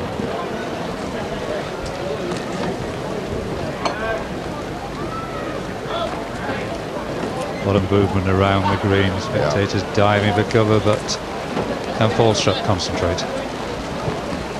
He's off the green as well. cunning one. Paul off the green under an umbrella, and then Cookson's going to strike as soon as David Fishwick has picked up the signal. Here he goes. Nope. Oh, only missed by a whisker, but that's a whisker too far. Yes.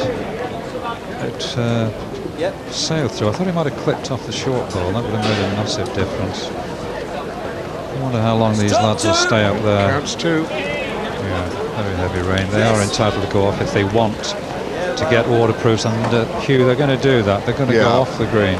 Can't blame them, really. No. I mean, that is torrential. It's coming down in buckets. They leave the balls where they are. They'll pick up when they come back from the same position into the dressing room. Referee David Fishwick has managed to get hold of an umbrella from somewhere. It's him hiding underneath it. Famous Francis Drake logo on that. I don't know whether they're putting wet weather gear on or whether it's just to get waiting for it to get a duster. Unusual. No, they really don't like the waterproof, you know, Hugh, because they tend to limit the movement. Yeah. They may as well get drenched and just, they don't wear glasses, anything like that. Yeah, you're right, they just come for dusters. Paul's got a duster, but I don't think... I think Glyn might have something in the right hand there. They might have gone off to have a bet. Where are we? 15-10. But he's in a position now.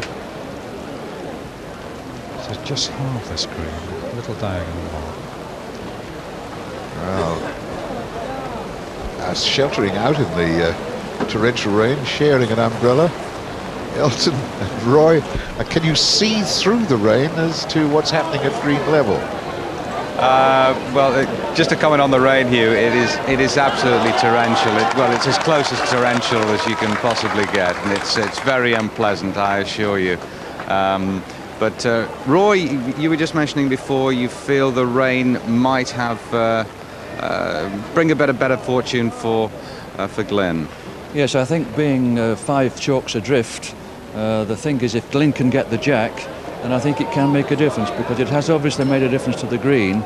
Watching that bowl of balls go by, I think what might have happened is it's sitting on the top of the green and it's causing a slick effect, rather like a greasy effect. But Paul's got different bowls to Glyn. Paul's got composition bowls, and sometimes they're a little bit difficult to grip when it's wet. And the players have just been off the green, not to get waterproofs, but to get a cloth with which to dry the bowls. Of course, it was when the rains came yesterday that Paul lost his rhythm against Kevin Boone. He was kicking up a storm before the storm. Certainly was, but if he keeps leading like he is now, Glyn's not going to get the chance to get back in. And he's going across the middle of the green now, going towards the Liverpool Road, playing finger peg. And I think a feature of the game has been the fact that when Paul's bowls have been somewhere near, Glyn's first and second bowl have always collided with Paul's and not been able to get past and get up to the jack. That's happened about 4 times. Well, this isn't a particularly good lead. Do you think really Glyn's only hope now is to get the block and then get into the corners? Well, that's the tactic he's employed up to now, right the way through, and he's been able to count in one direction, but not in the other. Been able to count down where we are, but going up into the commentary box position, Paul has always had the better of him. But I think that's what he's got to do, because the green has definitely changed. Right, well, talking to the commentary position, I'm sure it's a lot drier up there, Hugh, than it is down here. Well, that's true enough, Elton. It's still very drafty and cold up here, but at least it's dry, as you say. And we're looking down upon a head of bowls which is a bit untidy all the way back, but at least now Cookson gets himself a single. So with a score of 16-11, we'll take another short break. We'll be back with more of this match in just a moment.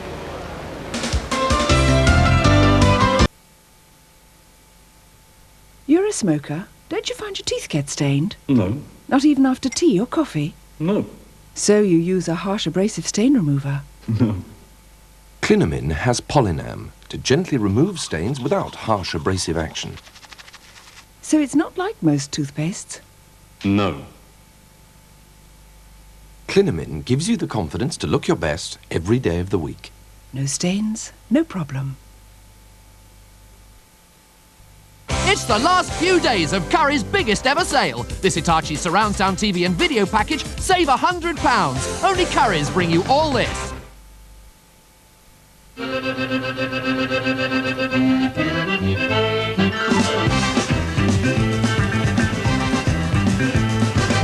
Are you ready for some fun this bank holiday? Well, go Freeport shopping.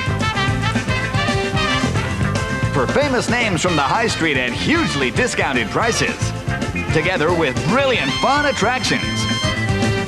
Freeport Shopping and Leisure Village, Fleetwood near Blackpool. Open all bank holiday. Are you in the know about Cheerios? No, I like them. What about nutrition? Nutrition. Corn, oats, rice and wheat. For great nutrition and not too sweet. What, in one cereal? Heaven only in Cheerios. You know that? I know that. Are you in the know about Cheerios?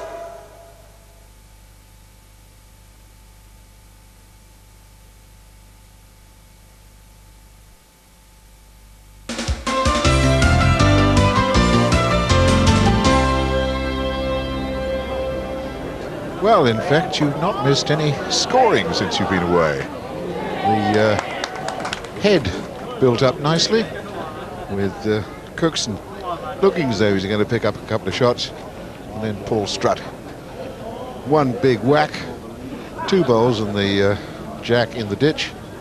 So we're now replaying that end.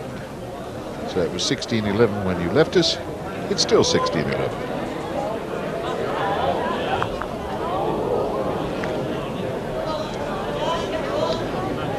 Looks to me as though P.Strutt is counting 1 here. 2 grey bowls. Very close. Yeah. Referee David Fishwick. Oh no, you're looking for the first one.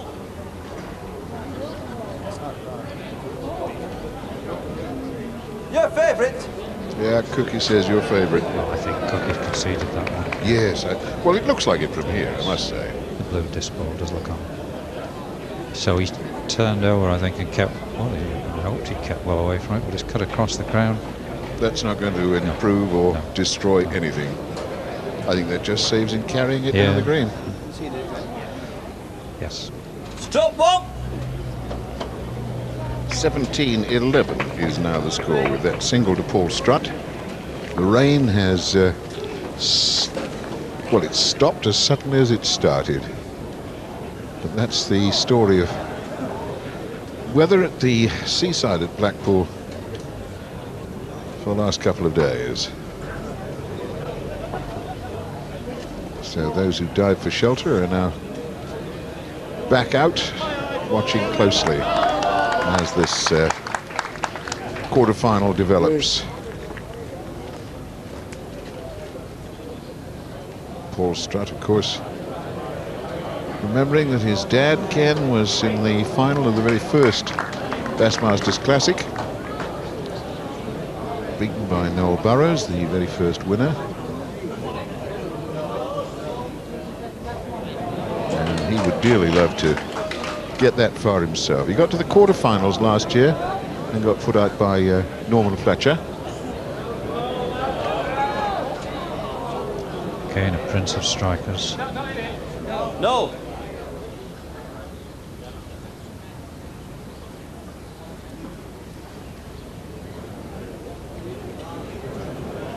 That's looking like something. Ball's falling over. That ball's falling over. Oh, that ball's fallen over. Only one. They don't get any extra for that. Ball fell over.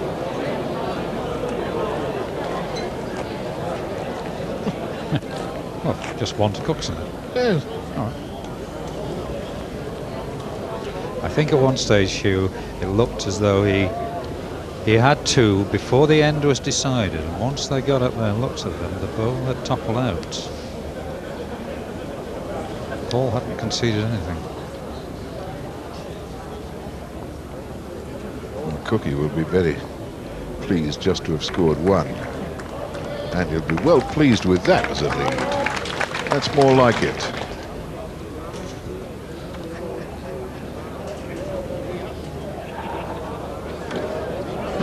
It's not going to be short.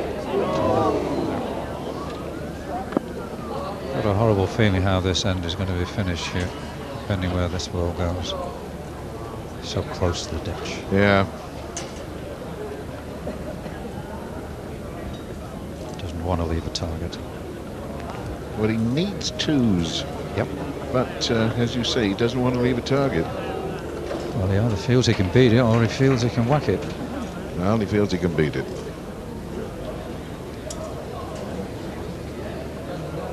He's definitely not going to be short with that. Well, he likes it. Unfortunate. And the trickle away gives Cookie 2.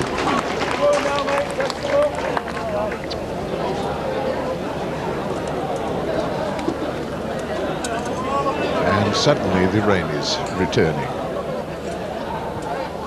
I wonder if this little revival of fortune indicates that Cookie has heard perhaps that Wolves are scoring a couple of goals somewhere. He asked me to let him know if they had, but not if they hadn't. He's stuck in there, Hugh, hasn't he? Yes. Everything sort of went against him early doors, 8-1 down, but he never let go. He played quite well for nothing early on. Curiously enough, I think Roy was making the point that Cookie has not been leading well in this direction, and I'm afraid it's true to say that he has not led well again this time. Is that any better? It probably is. It's still quite a long way away. And I would bet that Cookie can beat that one. I think he plays these corners better than anybody. On his day. Is it his day? Is it better? It'll only just about get there. I think it's won it at the moment, but again, there's such an enormous amount of land, vacant land around the block. P.Strutt to get into. Cookie's holding 1.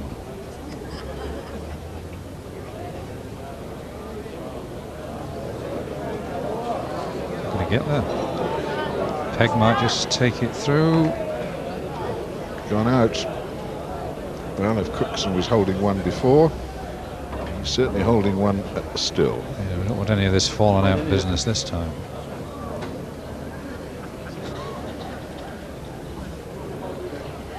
Not decided, you know. No.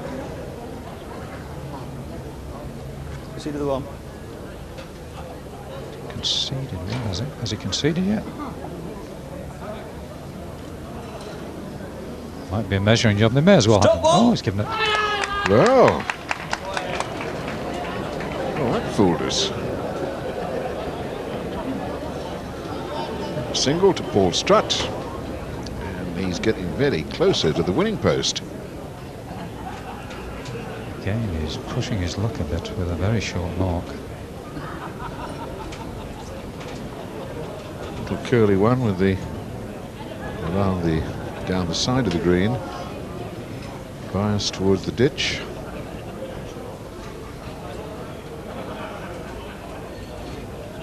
This could be just trying for Glenn. Needs to stop. Peg's taking it a little bit wide.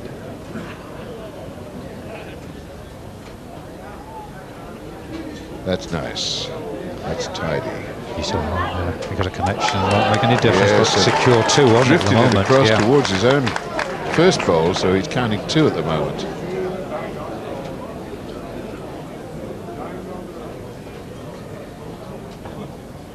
Big end for Cookson. Well, he can win it. He can definitely win it. Hit the gap as well. I don't think he's even saved. No. Oh dear.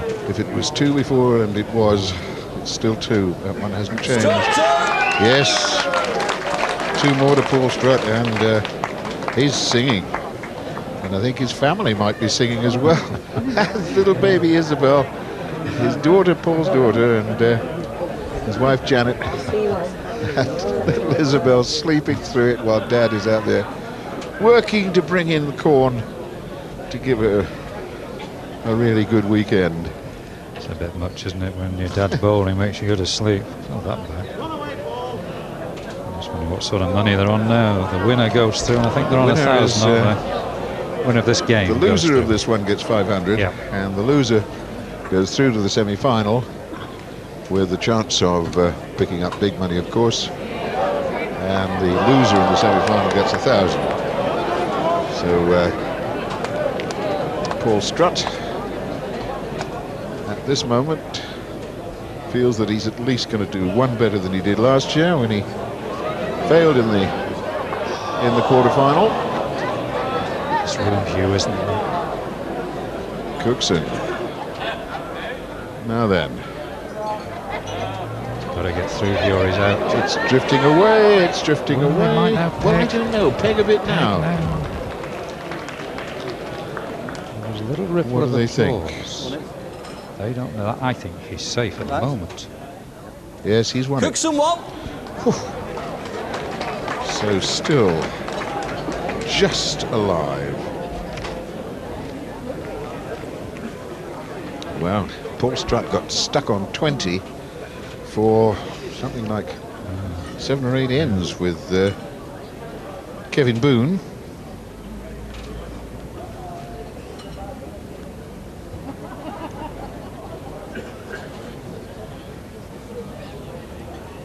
He's asked a lot of this particular bowl. He's trying very hard. Glenn Cookson's leads have not been of the quality that we've come to expect from this young man, who has really been a class bowler, a class act for many, many years. Last ball. Well, unless this is it, Hugh. It's all over. Let's see. Running looks good. Line looks good. Nicely, yes. That's won it. But is he going to try a strike? Is he going to win this game with a strike? He is, you know, he's going to try for it. He's going to bang. He's after the bowl. Oh, and he missed it by a whisker. Just a coat of paint. Save Glenn Cookson then. Cookson one. Well, let's see what his face looks like as that ball. Oh, we reckoned he was there. He thought he was there, but he wasn't.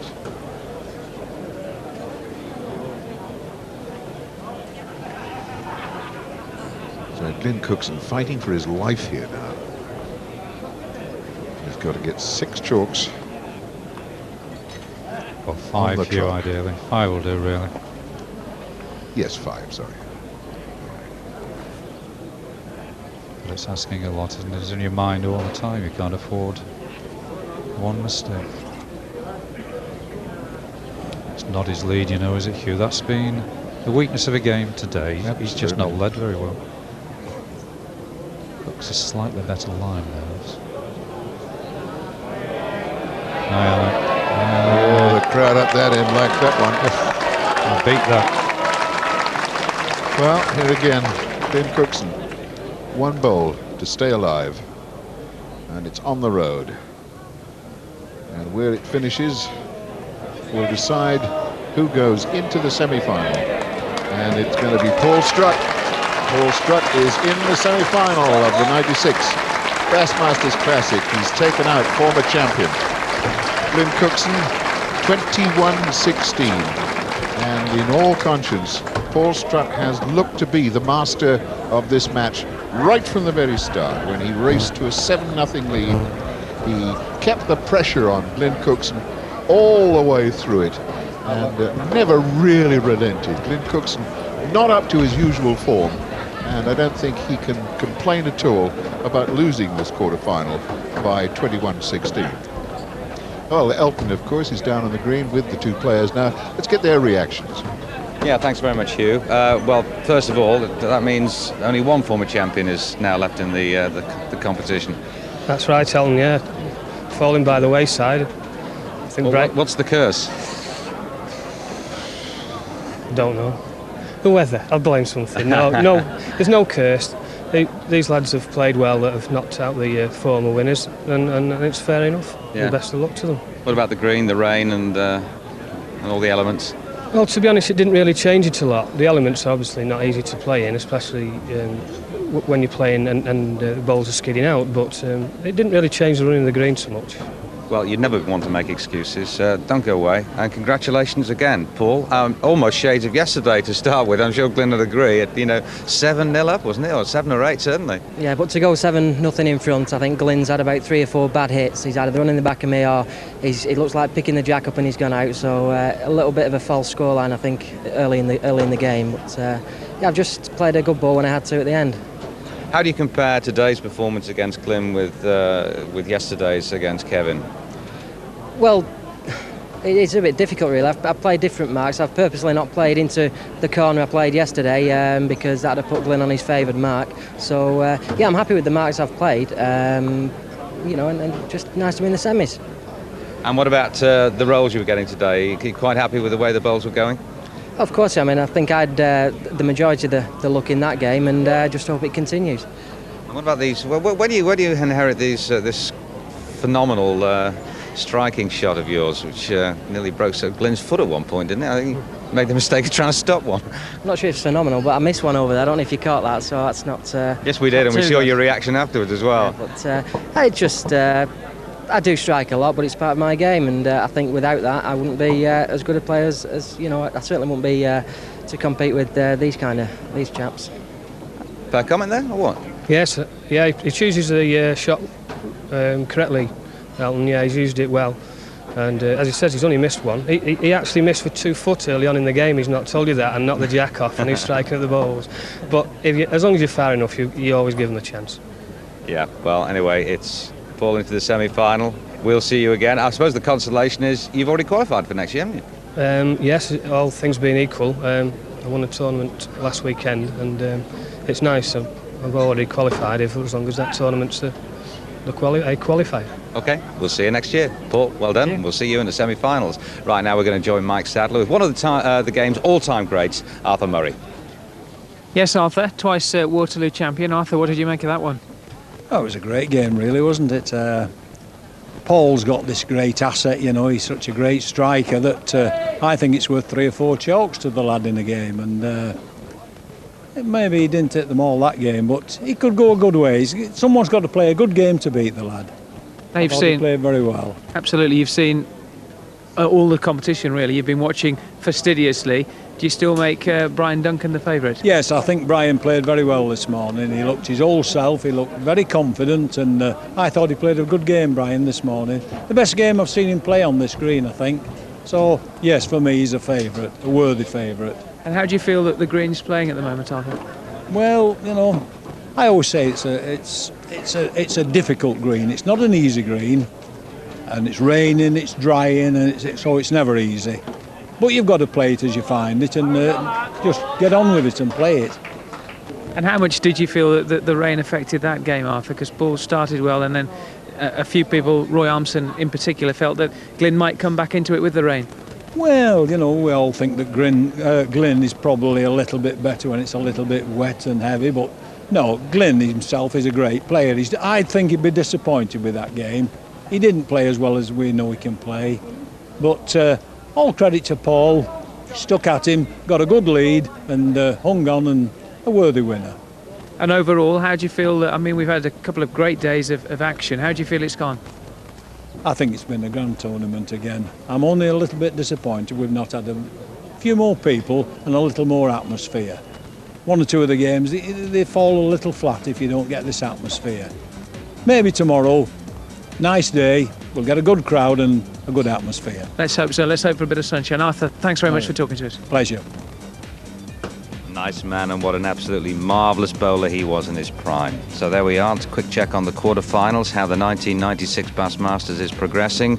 P.Strutt, our first semi-finalist, beating the champion of 2 years ago, G.Cookson, 21-16. The other games, J.Hodson against D.McDermott, L.Pritchatt against David Walker, and Brian Duncan against Bob Hitchin. What an absolutely splendid game that will be when we see it tomorrow. But right now we can get a flavour of 2 of the outsiders, although Dave McDermott did reach the quarter-finals last year, but J.Hodson is very much a rookie under these conditions, with the cameras and the crowds. and the very speedy measurers who are coming out at the moment. It's very early doors, in fact, the first end. No chalks on the board just yet, although there will be in a few seconds' time. Roy Armson and Brian Brett are watching this one. And it is the measure, and it's the measure between Terry Ashcroft on the right and Arthur Scoutcroft on the left. I thought the way McDermott played his second bowl, Roy, suggested he thought he was on. Yes. He is, isn't it? He is. Yes. It really looked to be a bit of a non-runner. So we're what? We're the first end, and McDermott first to count. Nice to see Arthur Murray down there. Roy, I mean, he's still a fair bowler, isn't he? Yes, he still plays to a very high standard, and in fact he's featured in the Cheshire County team this year. Really? Yeah. As a testament to his ability. He's won our local league merit, and last year, of course, he was in the final of the Cheshire Merit in spite of all his heart problems. Yes. Now then, David McDermott. A lot of people got a bit of a sneaking feeling that he could go all the way, but he's really got a very difficult task against the quiet man, J.Hodson. Yes, I always think that J.Hodson is a somewhat underrated player. Having said that, of course, I know the bookmakers feel that he's one of those who gets to semi-finals and last eights and doesn't quite go on with it. But there is a lot of money this week for Dave McDermott, and that's the reason why. Two good bowls. Yeah. Excellent bowls. I mean, he's going to have to strike. I just don't see any way that he can get around and beat those. Right. How lethal is this striking? He's got a few bounces there all the way across. Missed out. And left too. McDermott, 2! Good start for Dave McDermott. 3-0 the advantage by referee Peter Lawn. When we talk about J.Hodson and not quite being there, Roy, he did win the Briggs Priestley Classic at Hillcrest, and that really is some achievement. It certainly is, especially as John's had to travel all the way from Tarleton, the other side of Creston. Yeah. He would not know the green, and I played in that competition myself for a long number of years, and it's the most difficult one to win. I've actually been in the final twice, but he did very, very well to win that competition. All credit to him. Is this a very long mark set by Dave McDermott? Corner to corner, right across the green. Good pegging now. Looks a fair old lead, this does, doesn't it? Green's running quite well despite that rain, Roy. Yes, before the rain, the players were saying that it was a little bit quicker than yesterday. Really? But the overnight rain, for some odd reason, had made it a little bit more bumpy. But this is the length that Dave McDermott likes to play. He likes to play about 45 yards and to get in control, and he feels that if he gets a good ball, they can't knock him off at this distance. Well, that happened certainly at the second end when he got that double. Now then, he should improve, I would have thought, on his first ball. Well, that's good enough to count to at the moment, with John from Preston, not far to come to this tournament here in Blackpool, playing the final bowl of the third end, and at the moment it's 2 against him. Might just save. Yeah, pegging might just be... No, I don't think it's given up. Can be a measure, do you think, for 2, Roy? Certainly one. Yes, it's one certain. Not sure about the others. Sure, no, I think this could well be a measure for the second. Important stage of the game. 3-0 advantage. Dave McDermott. Wait for J.Hodson to have a look at these. He may call for a measure. Measure. Yes. Is it? He wants some measuring. Yeah. Long walk as ever. This one, John. They always have measured the furthest point of the green. Back they come all the way across. John qualified by winning the Briggs Priestley. And Dave McDermott won the Bass Open at Elmston Working Men's Club. And that's always a hard tournament to win, a difficult green. Which one are we going to measure first? Well, all the measuring the grey first. And tighten up on that. And then see if there's a little bit of slackness there. Oh, light. There was daylight, so it's 2 to the grey of Dave McDermott. Nice cushion, a nice start. His advantage. 5-0. And we're now into the fourth end, Roy, and it's the sort of start any bowler would dream of. But what about the jack? This is a nice change of direction if it stays on. Oh, he stayed. My goodness, Roy, how about that? Well, if he gets a back toucher, I'll give you a fiver. No chance of a back toucher there. I wonder whether he's going to stay on the green at all once they've... he's got it hopelessly wrong. He's got that green, but he got the jack nowhere near where he wanted it, Roy. No, I think he thought it was going off, and he stepped back off the footer and thought it was going to start again. J.Hodson's gone the other peg, actually. He's gone thumb peg, but he's not an awful lot nearer. Well, if he's gone thumb, his direction wasn't too clever. He's learned he's going thumb, and he's just about directly in line with the jack. I think that really was not where he wanted the jack, I'm sure of it. Well, he's holding one, but it's a very indifferent one. So J.Hodson, what an opportunity. Count for the first time. 5-0 down. Hodson still to score, will now score. Hodson won! First point to J.Hodson. 1-5, the deficit. Well, it's not easy with the old glasses, and if the rain's around. It's not on the board, you know, it's on the grass. But David McDermott then leading 5-1. Well, just some bonus coverage for you there as we run out of time, but you have seen a man a lot of people around the green are tipping to win this tournament, Dave McDermott. Tomorrow, it's finals day here at the Rakes Hall Hotel.